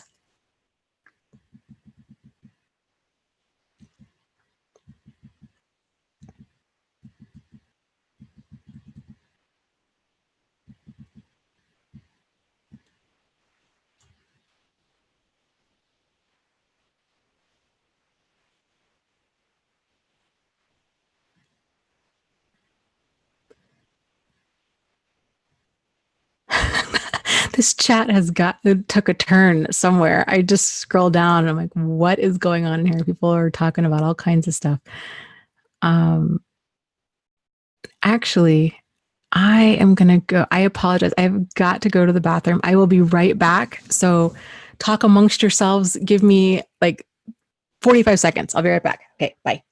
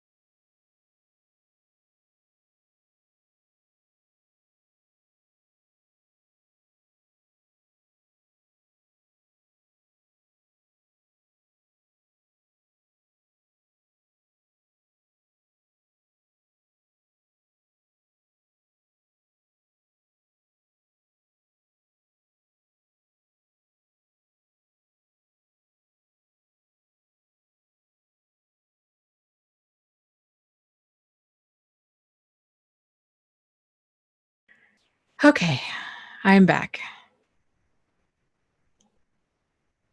Let's see. People are talking about the movie Drop Dead Fred.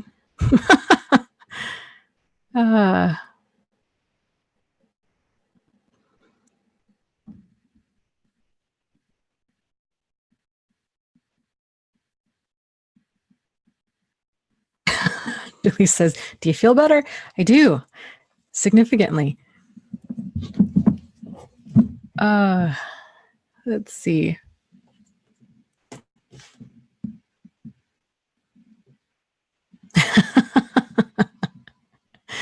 Jack is impressed by how fast I can pee. Yeah, no, I like a racehorse when I really have to go.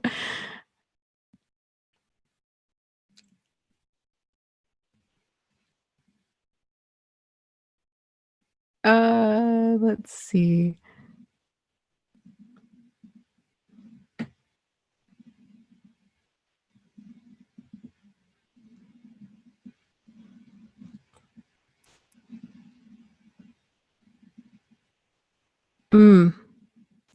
Jocelyn asks, okay, question for everyone. Can we co-parent with a narcissist? Yes or no? Mine has refused to sell the condo. There's working as a team with a narcissist. No, that's not really going to be doable. What people you might have heard the term parallel parenting. And so basically, co-parenting, you're working as a team. Parallel parenting means you're basically trying to parent alongside this person. So it's going to be a continual power control. It's power play. There's probably going to be a lot of issues with control, a lot of immature behavior that you're going to experience from a narcissist, these kinds of things. And so with parallel parenting, it's basically going to be doing a lot of damage control, and it's going to be doing a lot of anticipation of immature behavior on the narcissist's part. So the more you can anticipate, the more you can plan for it and not get so knocked off balance. So if they have a pattern of,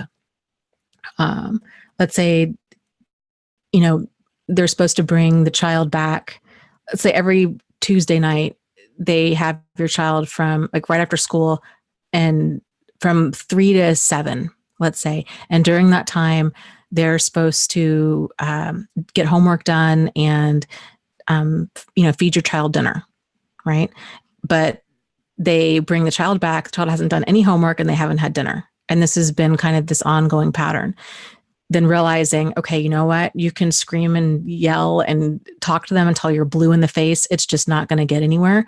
So then something needs to be done to where you're either like you give your child snacks to eat so they're not really hungry by the time they get back, or you're figuring out a way that they can get some homework done, or ahead of time. So maybe you can change the time that they visit with the child instead of from like 3 to 7 to make it, it depends on what time you get off work and such, but making it later or just doing something a little different so it's not negatively impacting your child or you. So then you guys aren't up until 10:30 doing homework, and then neither one of you can get up the next day, and it's just this cycle. So preparing for this, putting as much as you possibly can in writing and with your ex, so you have something concrete to refer back to when you're dealing with attorneys and realtors and all of that.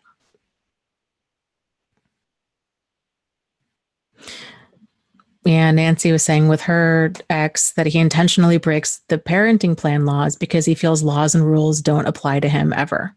Yeah. And you'll see a lot of that. It's just this, a lot of this continual defensiveness and rebellion to structure, to rules, to all of that, because they just don't think that stuff should apply to them whatsoever. And so then they intentionally go about breaking them just to prove the point that they're more powerful, that they have the final say. And that kind of stuff can just be so draining and exhausting. But the more I think you can realize this is just the personality of who they are, and it's immature. Then of course they're going to do that because that's what they do. Then the easier it is to just kind of detach from that.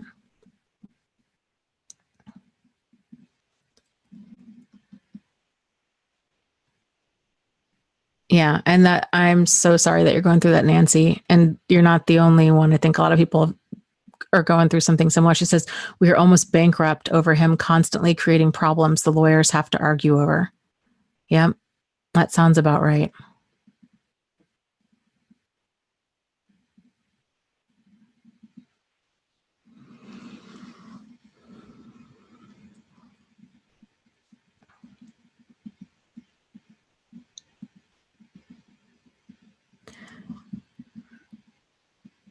And that's a very good point. Truth Seeker 2 says, they become worse and worse with every target and every cycle of abuse. Yep. I think they become more emboldened and more entitled to lash out. It's sort of like you see this in kids too, if they really become defiant and difficult, and they're like this, let's just say, with one teacher, or with one parent. And then that continues, because and I get it. I'm not blaming the adult by any stretch, because I can, it's exhausting to have to continually address every single behavior, every single time it comes up with a child who's really just oppositional like that. So I can only imagine the challenge that must be. But then what happens is then the child just keeps continuing to push boundaries because it worked once. And adults that are abusive are the same way. Like, they just feel entitled and justified to treat other people however they want to treat them. And the more they mistreat a person, and my guess would be too, is when they mistreat other people, it causes the sense of, it relieves their anxiety because it helps them control their environment. So there's just this sense of relief that comes from, like, oh, that felt so good to use you as my emotional punching bag, which is sick, right? It's really twisted. But my guess is that that's what that feeling is. Oh, I had a really bad day and now I'm just going to take it all out on you. And the more that happens, the more sense of relief they feel about that, the more they're going to keep doing that.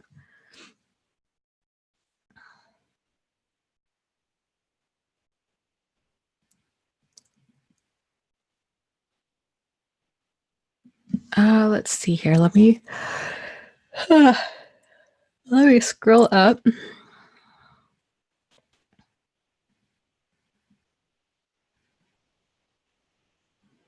Hi, Tim.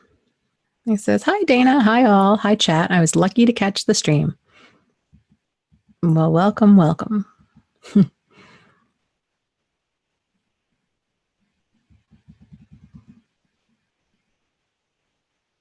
Oh, gosh. Kaltra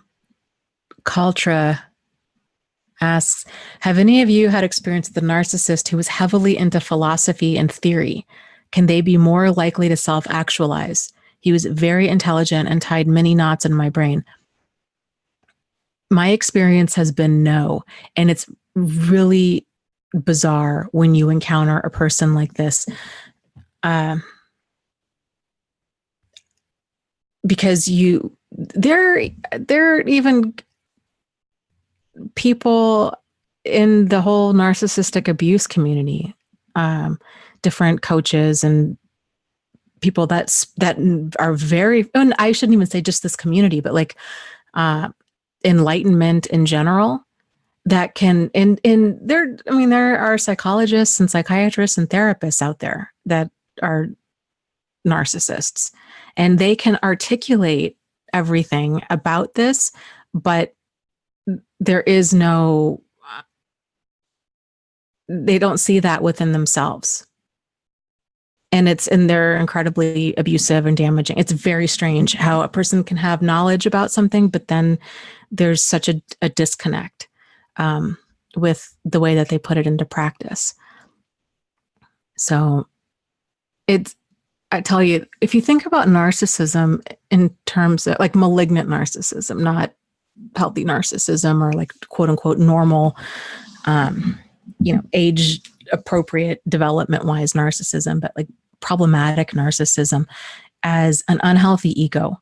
There's just this unhealthy sense of self that hasn't fully developed. That's going to be that person's weakest link. And it's going to be with them. This is how you get, I think, a lot of well-intended people that end up becoming cult leaders and doing all kinds of damage, because it's just this unhealthy ego that's steering the ship. And I think a lot of these people fully, truly believe that they're doing the right thing.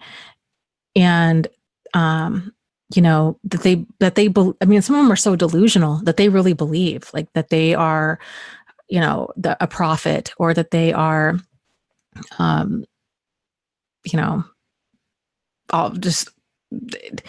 kinds of things, right? There's just this level of grandiosity, delusional grandiosity that goes with that. Yeah, it's wild. I knew this was years ago, like 5 or so years, I don't know, 4 or 5 years ago. And there was a guy I had been talking to before I was dating Travis. And anyways, we had been talking, and I really liked him because he was super into philosophy and logic and reason and blah, blah. And then all of a sudden I began noticing like the hot, cold kind of behaviors with him. And we would even talk about it. And then I was shocked at how illogical he would become, and the silent treatment and the raging and all of this stuff. And that happened a few times. The first few times I was confused, and I just thought, well, surely I just really struggled with understanding what was going on. And then I thought the same thing, like I should be able to get through to this guy because he's so into logic and reason. And no, I found that it was the exact opposite. It just, everything that he was processing was being filtered through this unhealthy ego. And there was no talking logic or reason to him. And it was the most bizarre thing. So yeah, I guess the point is I just save your time. Don't date a person who's a project like that. Yeah, that's a good way to put it. Yeah, Peelan says, they still don't connect themselves to being dysfunctional. They separate themselves from it.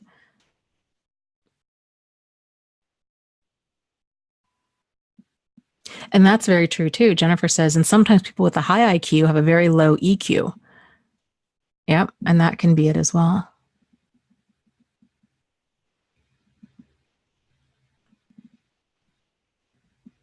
And there's that whole range. Yeah, Truth Seeker says, yeah, and there are also some borderline personality disordered narcissists that pretend to not be aware of their behavior, but who are.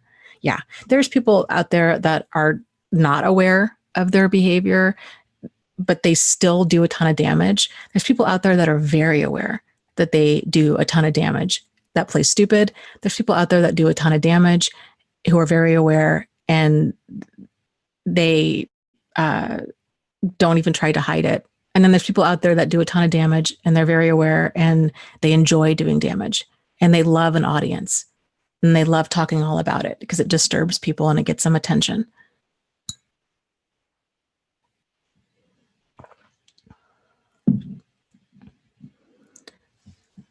So, let's see.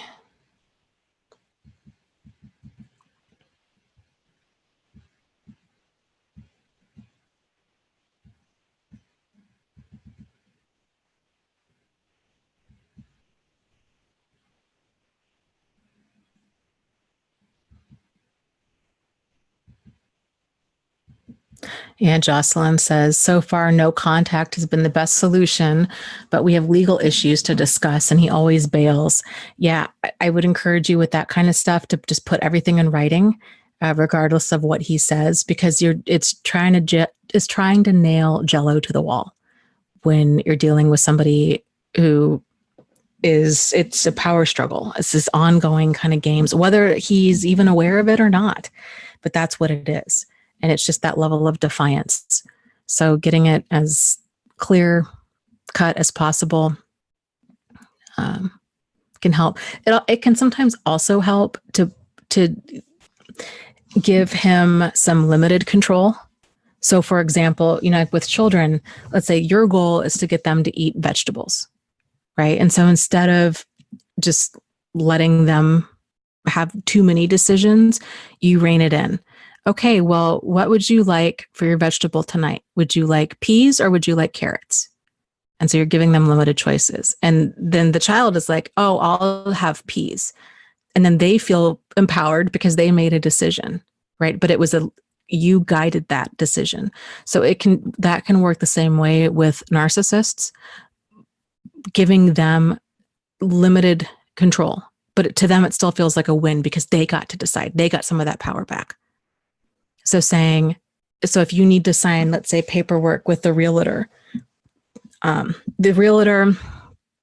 is going to have the paperwork ready by Thursday.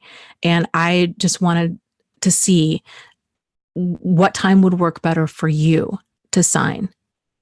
Are you more comfortable signing Thursday night or would Friday work better for you? And then that way they might feel, okay, they have some control. Little things like that can make a difference when you're dealing with people that have control issues.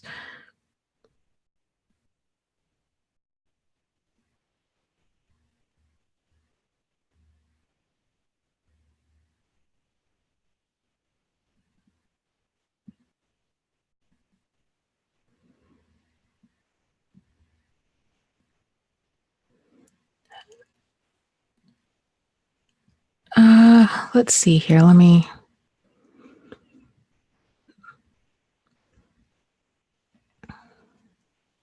scroll up here.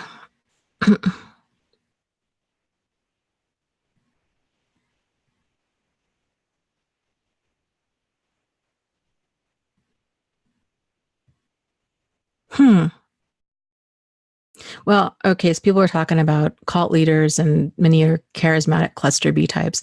Yeah, generally, it's going to be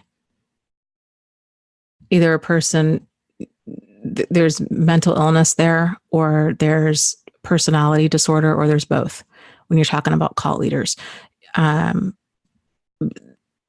That level of extreme, kind of, I guess, I say, like kind of quote unquote normal people don't start cults, and they also don't cause PTSD in other people.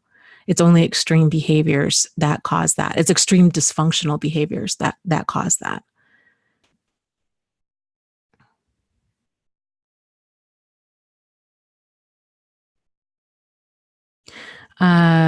Jocelyn says that our condo is in short sale at the moment, but he's responded to our real estate agent saying, I want nothing to do with this. Please stop contacting me. And Jocelyn, do you have any equity in your condo? Because Jocelyn is also saying, I've lost everything, my 401k, my job, my condo, my credit score is completely destroyed.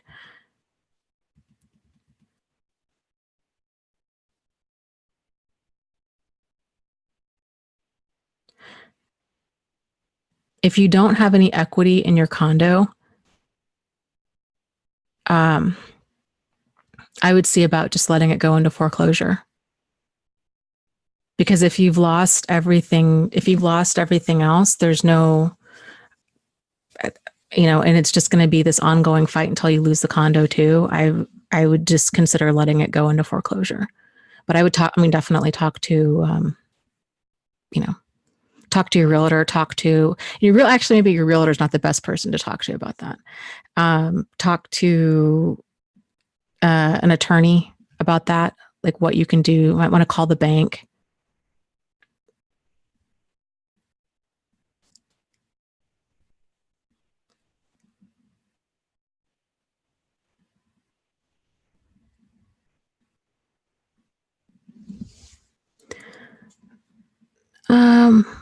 Let's see. Let me scroll up here. There was a comment. Anonymous healer asked, she said, Dana, as a baby through my early 20s, I experienced the sensation of my bed breathing under me, like I was laying on a giant's chest. Have you heard of this? I have.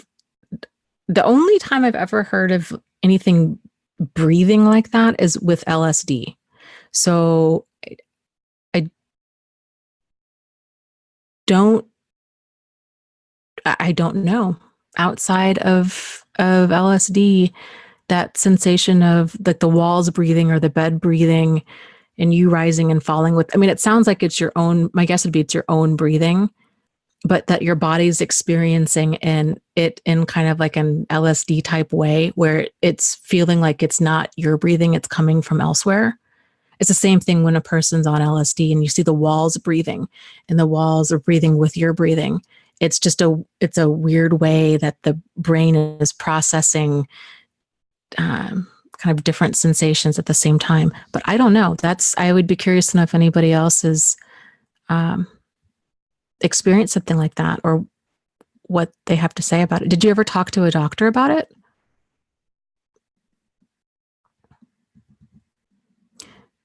Ricky James asks, is it Jeffrey Epstein a narcissist?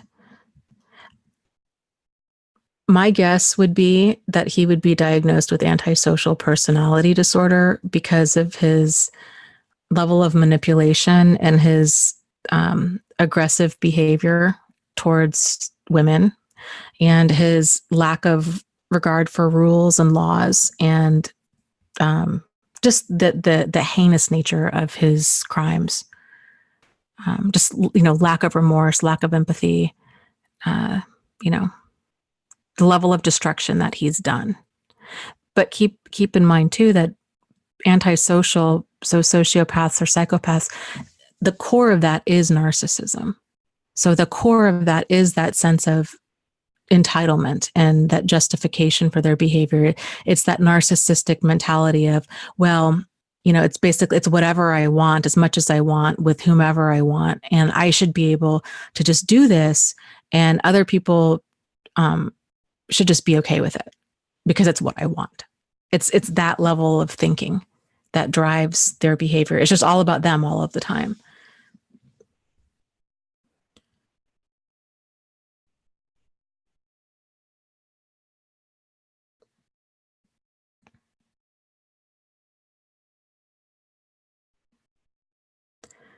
I don't know, JJ. That's interesting.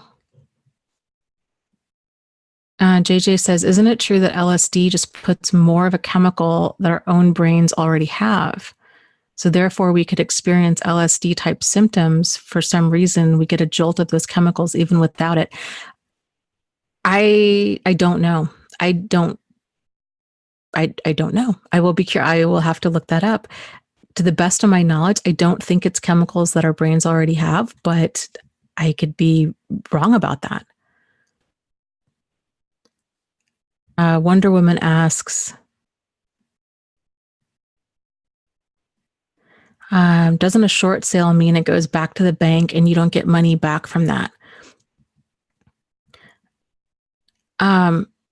Short sale, yeah, I guess it does. Short sale means that you're still making payments on it and that it goes, you agree with the bank to sell it for, you're right, that you agree with the bank to sell it for less than you owe on it. But then it doesn't knock your credit as much as a foreclosure. But so yeah, so I guess my whole question about if she has equity in it is moot, because if she's doing a short sale, then she wouldn't. I don't know. I guess if I'd lost everything else and now you're just you're throwing good money after bad, I think I would consider just doing a foreclosure and just give the keys to the bank and be done with it.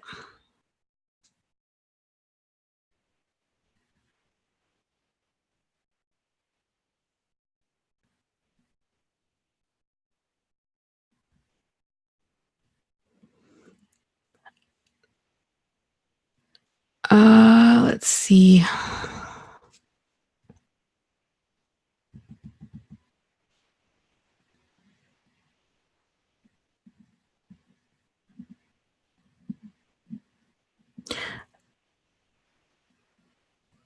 That makes more sense. Melissa was saying, oh no, we're talking about DMT is chemicals that are stimulates that is actively occurring.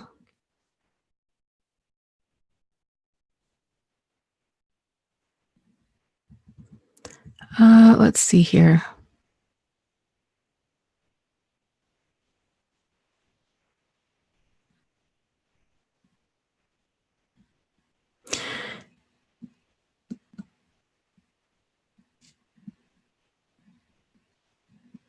Yeah, Jocelyn says, yeah, short sale means the bank settles for less than is owed on the balance, but either way, all parties in the mortgage need to sign off. It's way better than foreclosure. Yeah, I don't know. I mean, I maybe make it clear. Oftentimes when you're dealing with really difficult people like this, it's basically whoever cares the most loses. And that's probably sounds really harsh, but it's true. And so it can help for us to think about worst case scenario and then to kind of make peace with that. Because once you are able to disengage emotionally and to say to your ex, you know what, either you sign the paperwork for the short sale or we go into foreclosure. Like, what else is there? And you've made peace with that. Then a lot of the stress and the anxiety from this will just dissolve, because that stress and anxiety comes from hanging on to wanting it to be done this way. And I get it.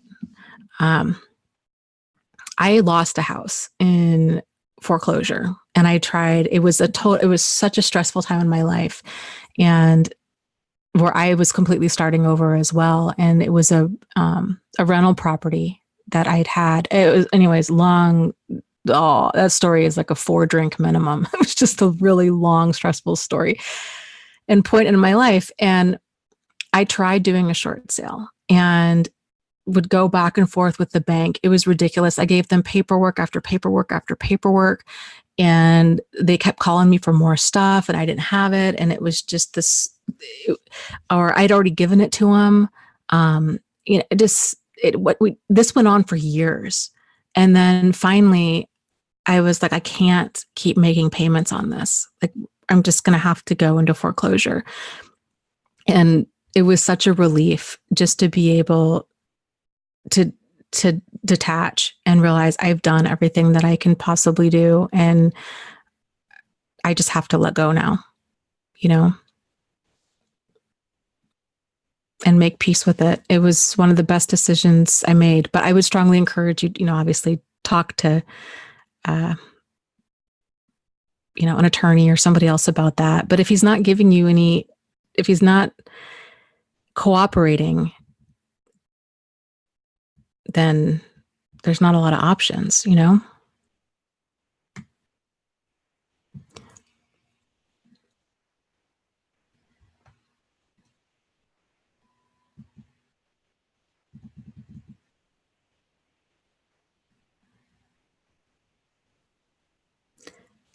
People are talking about Jeffrey Epstein and suicide.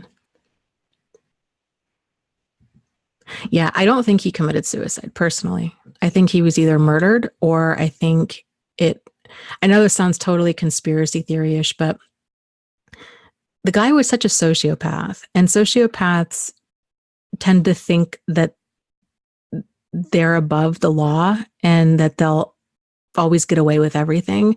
And so that's why they tend to not commit suicide. And so I just have a really hard time believing that he would do something like that, which makes me think he was either murdered or he actually bought off a bunch of people and faked his death. And now he's living somewhere in another country with another identity. And the guy was really, really wealthy and very well connected. I don't buy it that he committed suicide.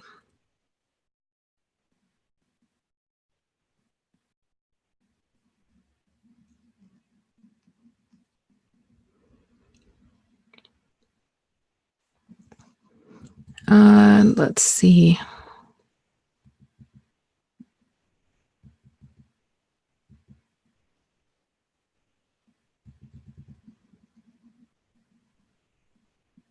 Ricky asks, is it safe to assume the rich and powerful are harboring terrible secrets such as Epstein? I don't know if I necessarily make that connection. I think there's people, it doesn't even have to be rich and powerful. I think there's, people at all socioeconomic levels that harbor terrible secrets, such as Epstein. There's a lot of cartel stuff going on in Mexico where it's horrific, with smuggling people across the border and then,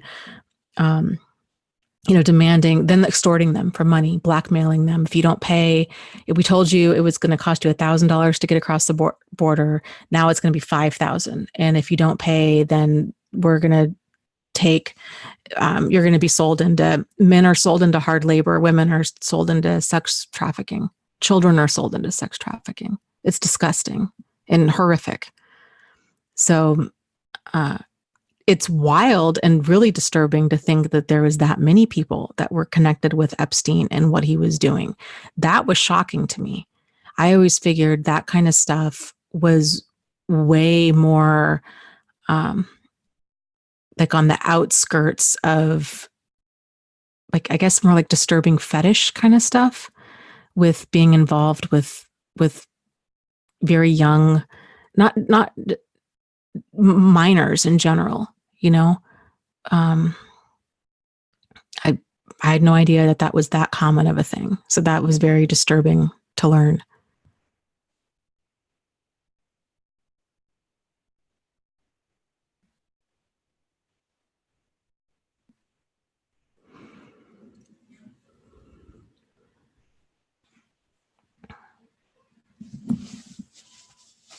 Yeah, I mean, it seems like people are talking about Epstein.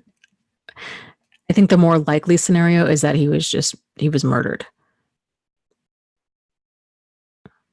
Because none of it makes sense. That the fact that he was on suicide watch, he was such a high profile case, and that they'd moved him off suicide watch, and that nobody was coming by that often. They hate in prison. If your person's involved in child abuse in any way, shape, or form, like, they have a huge target on them. So he had lots of people that wanted him gone, not just powerful people, but people within that prison. So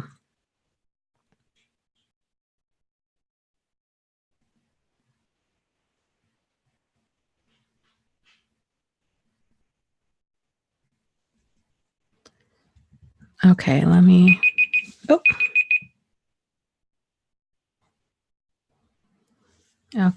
scroll up here. So we do one more question if we have them, and then we'll go into our guided meditation.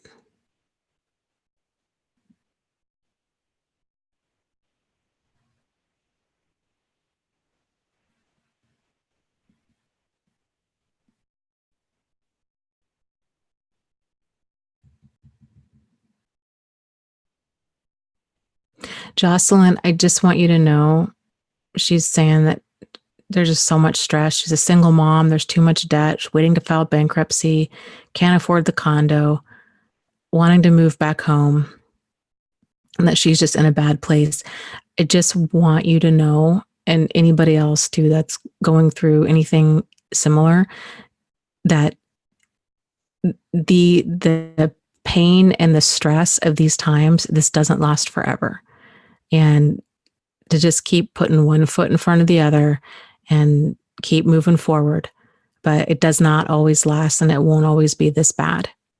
And there will come a time where you look back on this and you're going to just be so impressed with how you got through it, because it is so incredibly stressful when everything is coming at you at once. So I just would strongly encourage you to really triple up on your self-care right now. And, one of the things that helped me when I was going through all of this, because I was facing bankruptcy, foreclosure, it was just, my whole world was collapsing. And one of the things that really helped was to realize that the one thing that I knew for certain at that point in my life is that I would not look back on this moment and think, boy, I really wish I would have worried about things more. Because I was making myself sick. It was all I thought about from the moment I got up to the moment I went to bed at night. And then all through the night, it was just all I thought about. And realizing that this too shall pass, and that worrying about it more isn't going to help, and that the future me is going to look back on this time and think, I really wish I would have taken more hot baths or gone for long walks, or took some time to just decompress.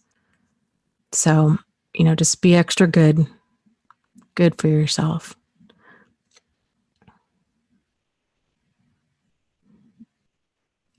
And Jocelyn is asking hollow, but I'll give you my 2 cents on that too. Is that do you ever feel like you weren't going to make it out? How long did it take for you to rebuild? Well, I'll tell you, in my situation, what took the longest amount of time was making peace with what was and what had to happen. I was fighting that for so long. For me, the foreclosure, I had this we had several rental properties when I was married, and then the real estate market turned, and then it was so incredibly stressful. My husband and I were going through a divorce, and it was my idea to buy these properties. And so I felt really responsible. I'm like, I got us into this mess. I need to get us out of it. And he was military, and his security clearance was on the line. Like, they can't have bad credit. And there was all this pressure for me to make it okay. And anyways, it took me quite a while to turn that ship around, because I wasn't asking for help from anybody. And I was being fueled by guilt and just trying to do the right thing and hanging on way past the point that I should have. So, like I said, the biggest thing that helps with getting on track is kind of facing the music, I guess, as direct as you can. And then realizing you can rebuild. You absolutely can rebuild. You can come back from this, and you can be even stronger because of it. So it's just that one step at a time. Yeah. So, okay. So with that said, let's do our guided meditation. It sounds like a couple people here at least could use that for tonight. So this is the part in the live stream. I try to do this every at the end of every Wednesday live stream. So let's take about the next 10 minutes or so. And this is just time for you. So taking time to settle in, if you're sitting down or laying down, to take some time to just be still and to turn your attention inward. You can close your eyes if you're comfortable doing that, or you can leave them open. And I would encourage you to focus on your breathing.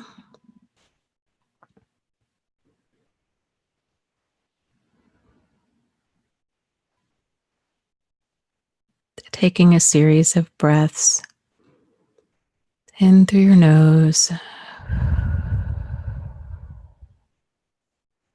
and out through your mouth.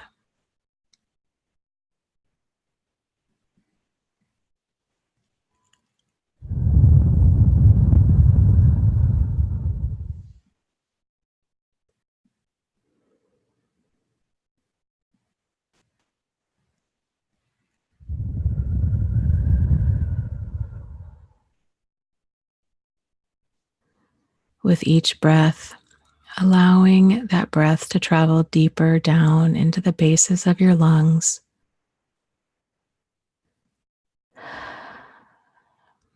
Letting your muscles unwind. Letting any stress and tension or tightness in your chest, just letting it go as much as you can.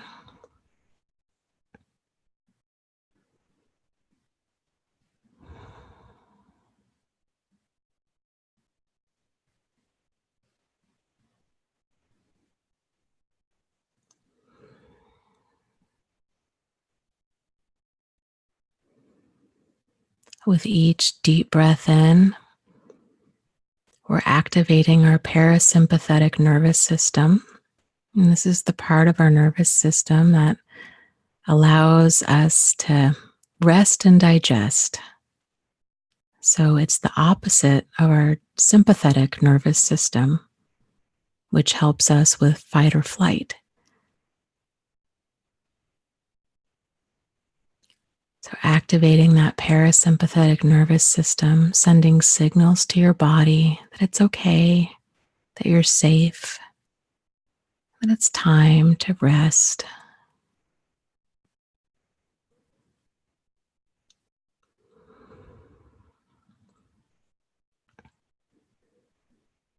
Now bringing your attention to the top of your forehead.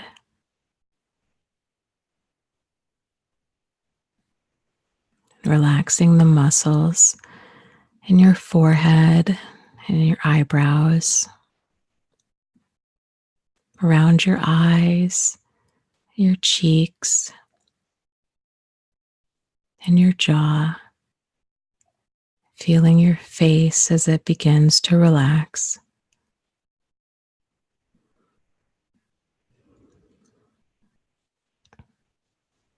Letting your tongue fall from the roof of your mouth.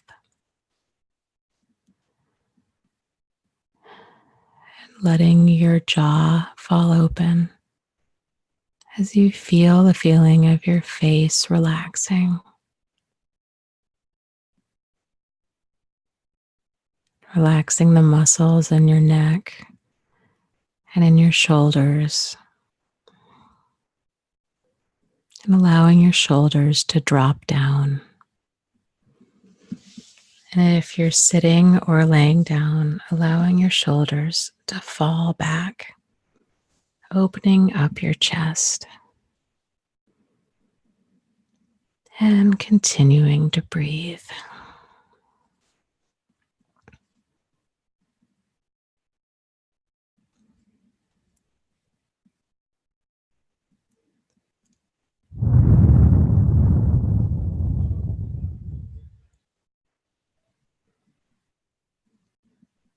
Relaxing your arms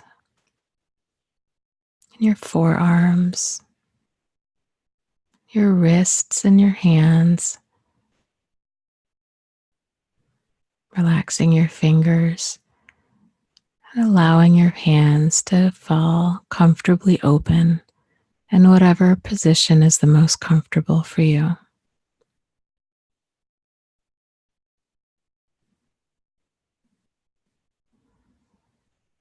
Relaxing the muscles in your back. And as you come across any spots that you notice that there's stress or tension, sending breath to that area and allowing that breath to help those knots just untangle and relax.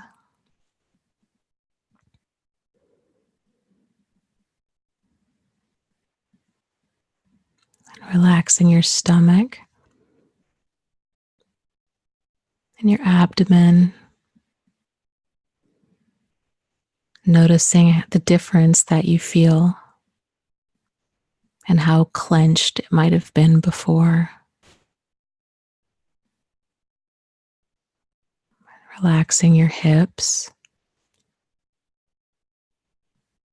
and your thighs, your knees and your calves, and allowing your legs to fall into whatever position is the most comfortable for you.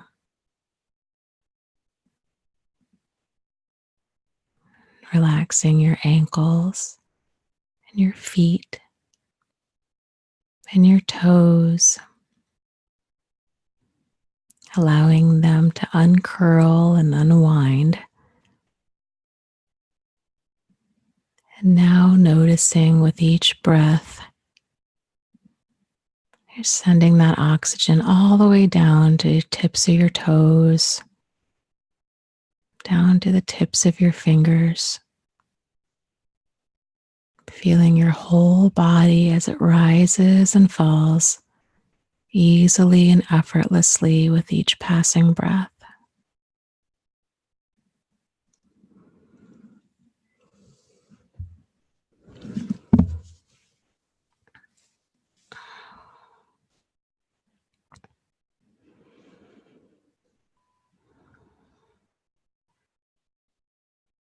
Now turning your attention to the temperature in the room. Noticing how it feels.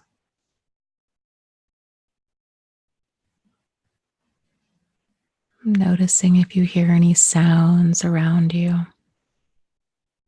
Maybe cars driving by or a TV on in the next room. Or maybe it's the sound of the rain or of crickets.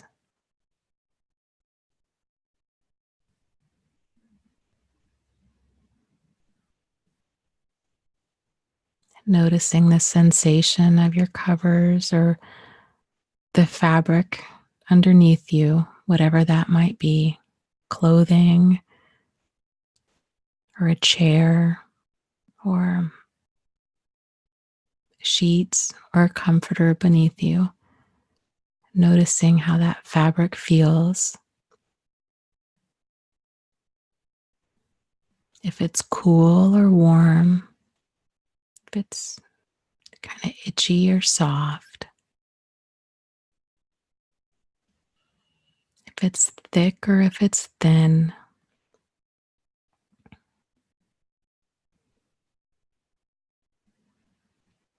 And continuing to breathe.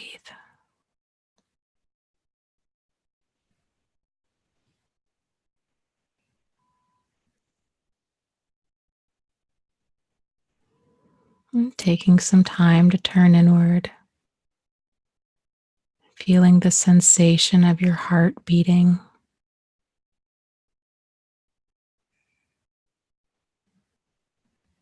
Really gentle, rhythmic, kind of lub-dub sound that it makes in your chest.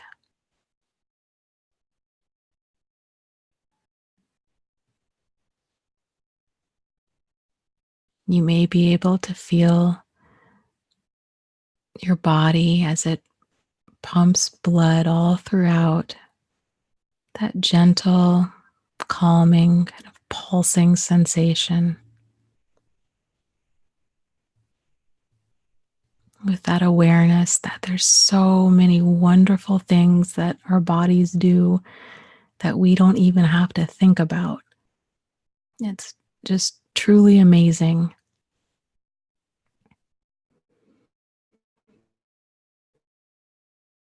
And with every breath in, just inhaling that oxygen, and sending it all throughout your body. That wonderful, healing, restorative oxygen.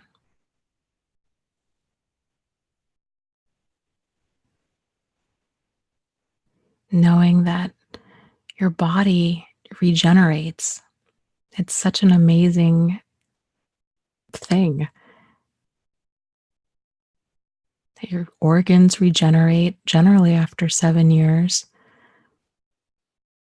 We just have a whole new body. That your cells and everything, they're regenerating and repairing every single moment of every single day.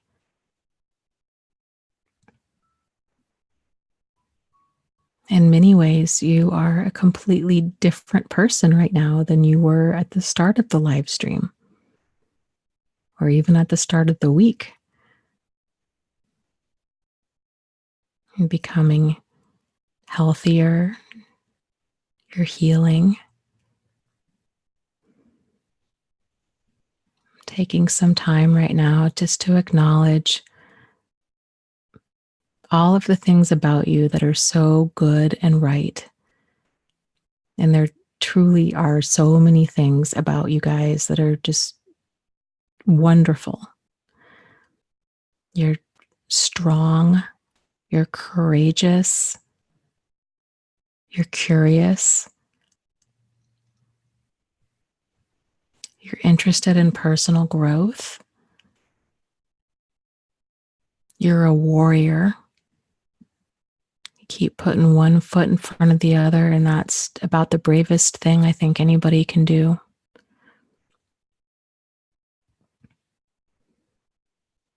You guys are supportive of each other. You're compassionate, which is a very difficult thing to be after abuse. And to see people here supporting each other is, it's just really something special. And I hope that you guys can see that it's amazing. It's amazing what you're doing and how far you've come.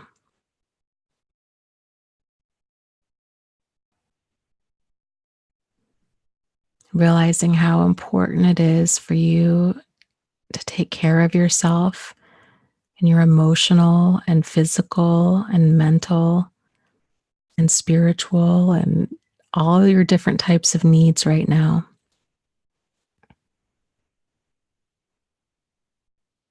In whatever ways that might mean taking some time to curl up with a good book or taking some time to watch some movies. Might mean coming on to the chat. It might mean calling an old friend. It might mean taking some time to meditate or to cook a nice, nourishing meal for yourself. Whatever that might mean, self-care wise, this is the time.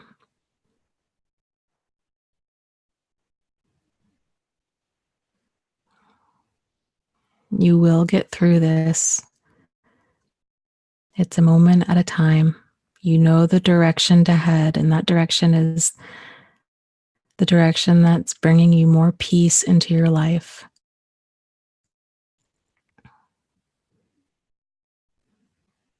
So finding your center, finding your sense of calm, continuing to breathe, knowing that many of your best days are still ahead of you, and that the pain and stress of all of this won't always be this intense. That you have learned so much. You are wise, you are capable, you are competent, you are powerful, and above all, you are a warrior.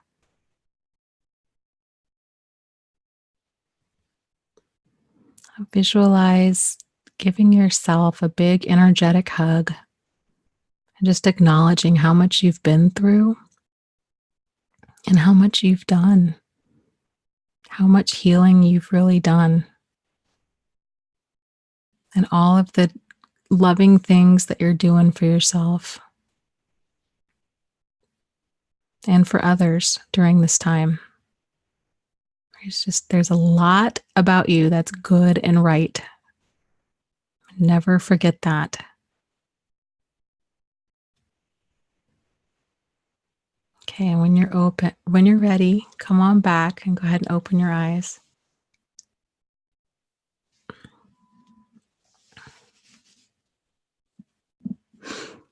So, well, thank you guys so much for being here tonight. And I just wish you guys all the love and healing possible. And I just think that there is a lot that is possible. So I will see you next week. So take care. Lots of love to you guys. You are not alone. You are not crazy. And you really can move forward and heal from this. So take care. Good night.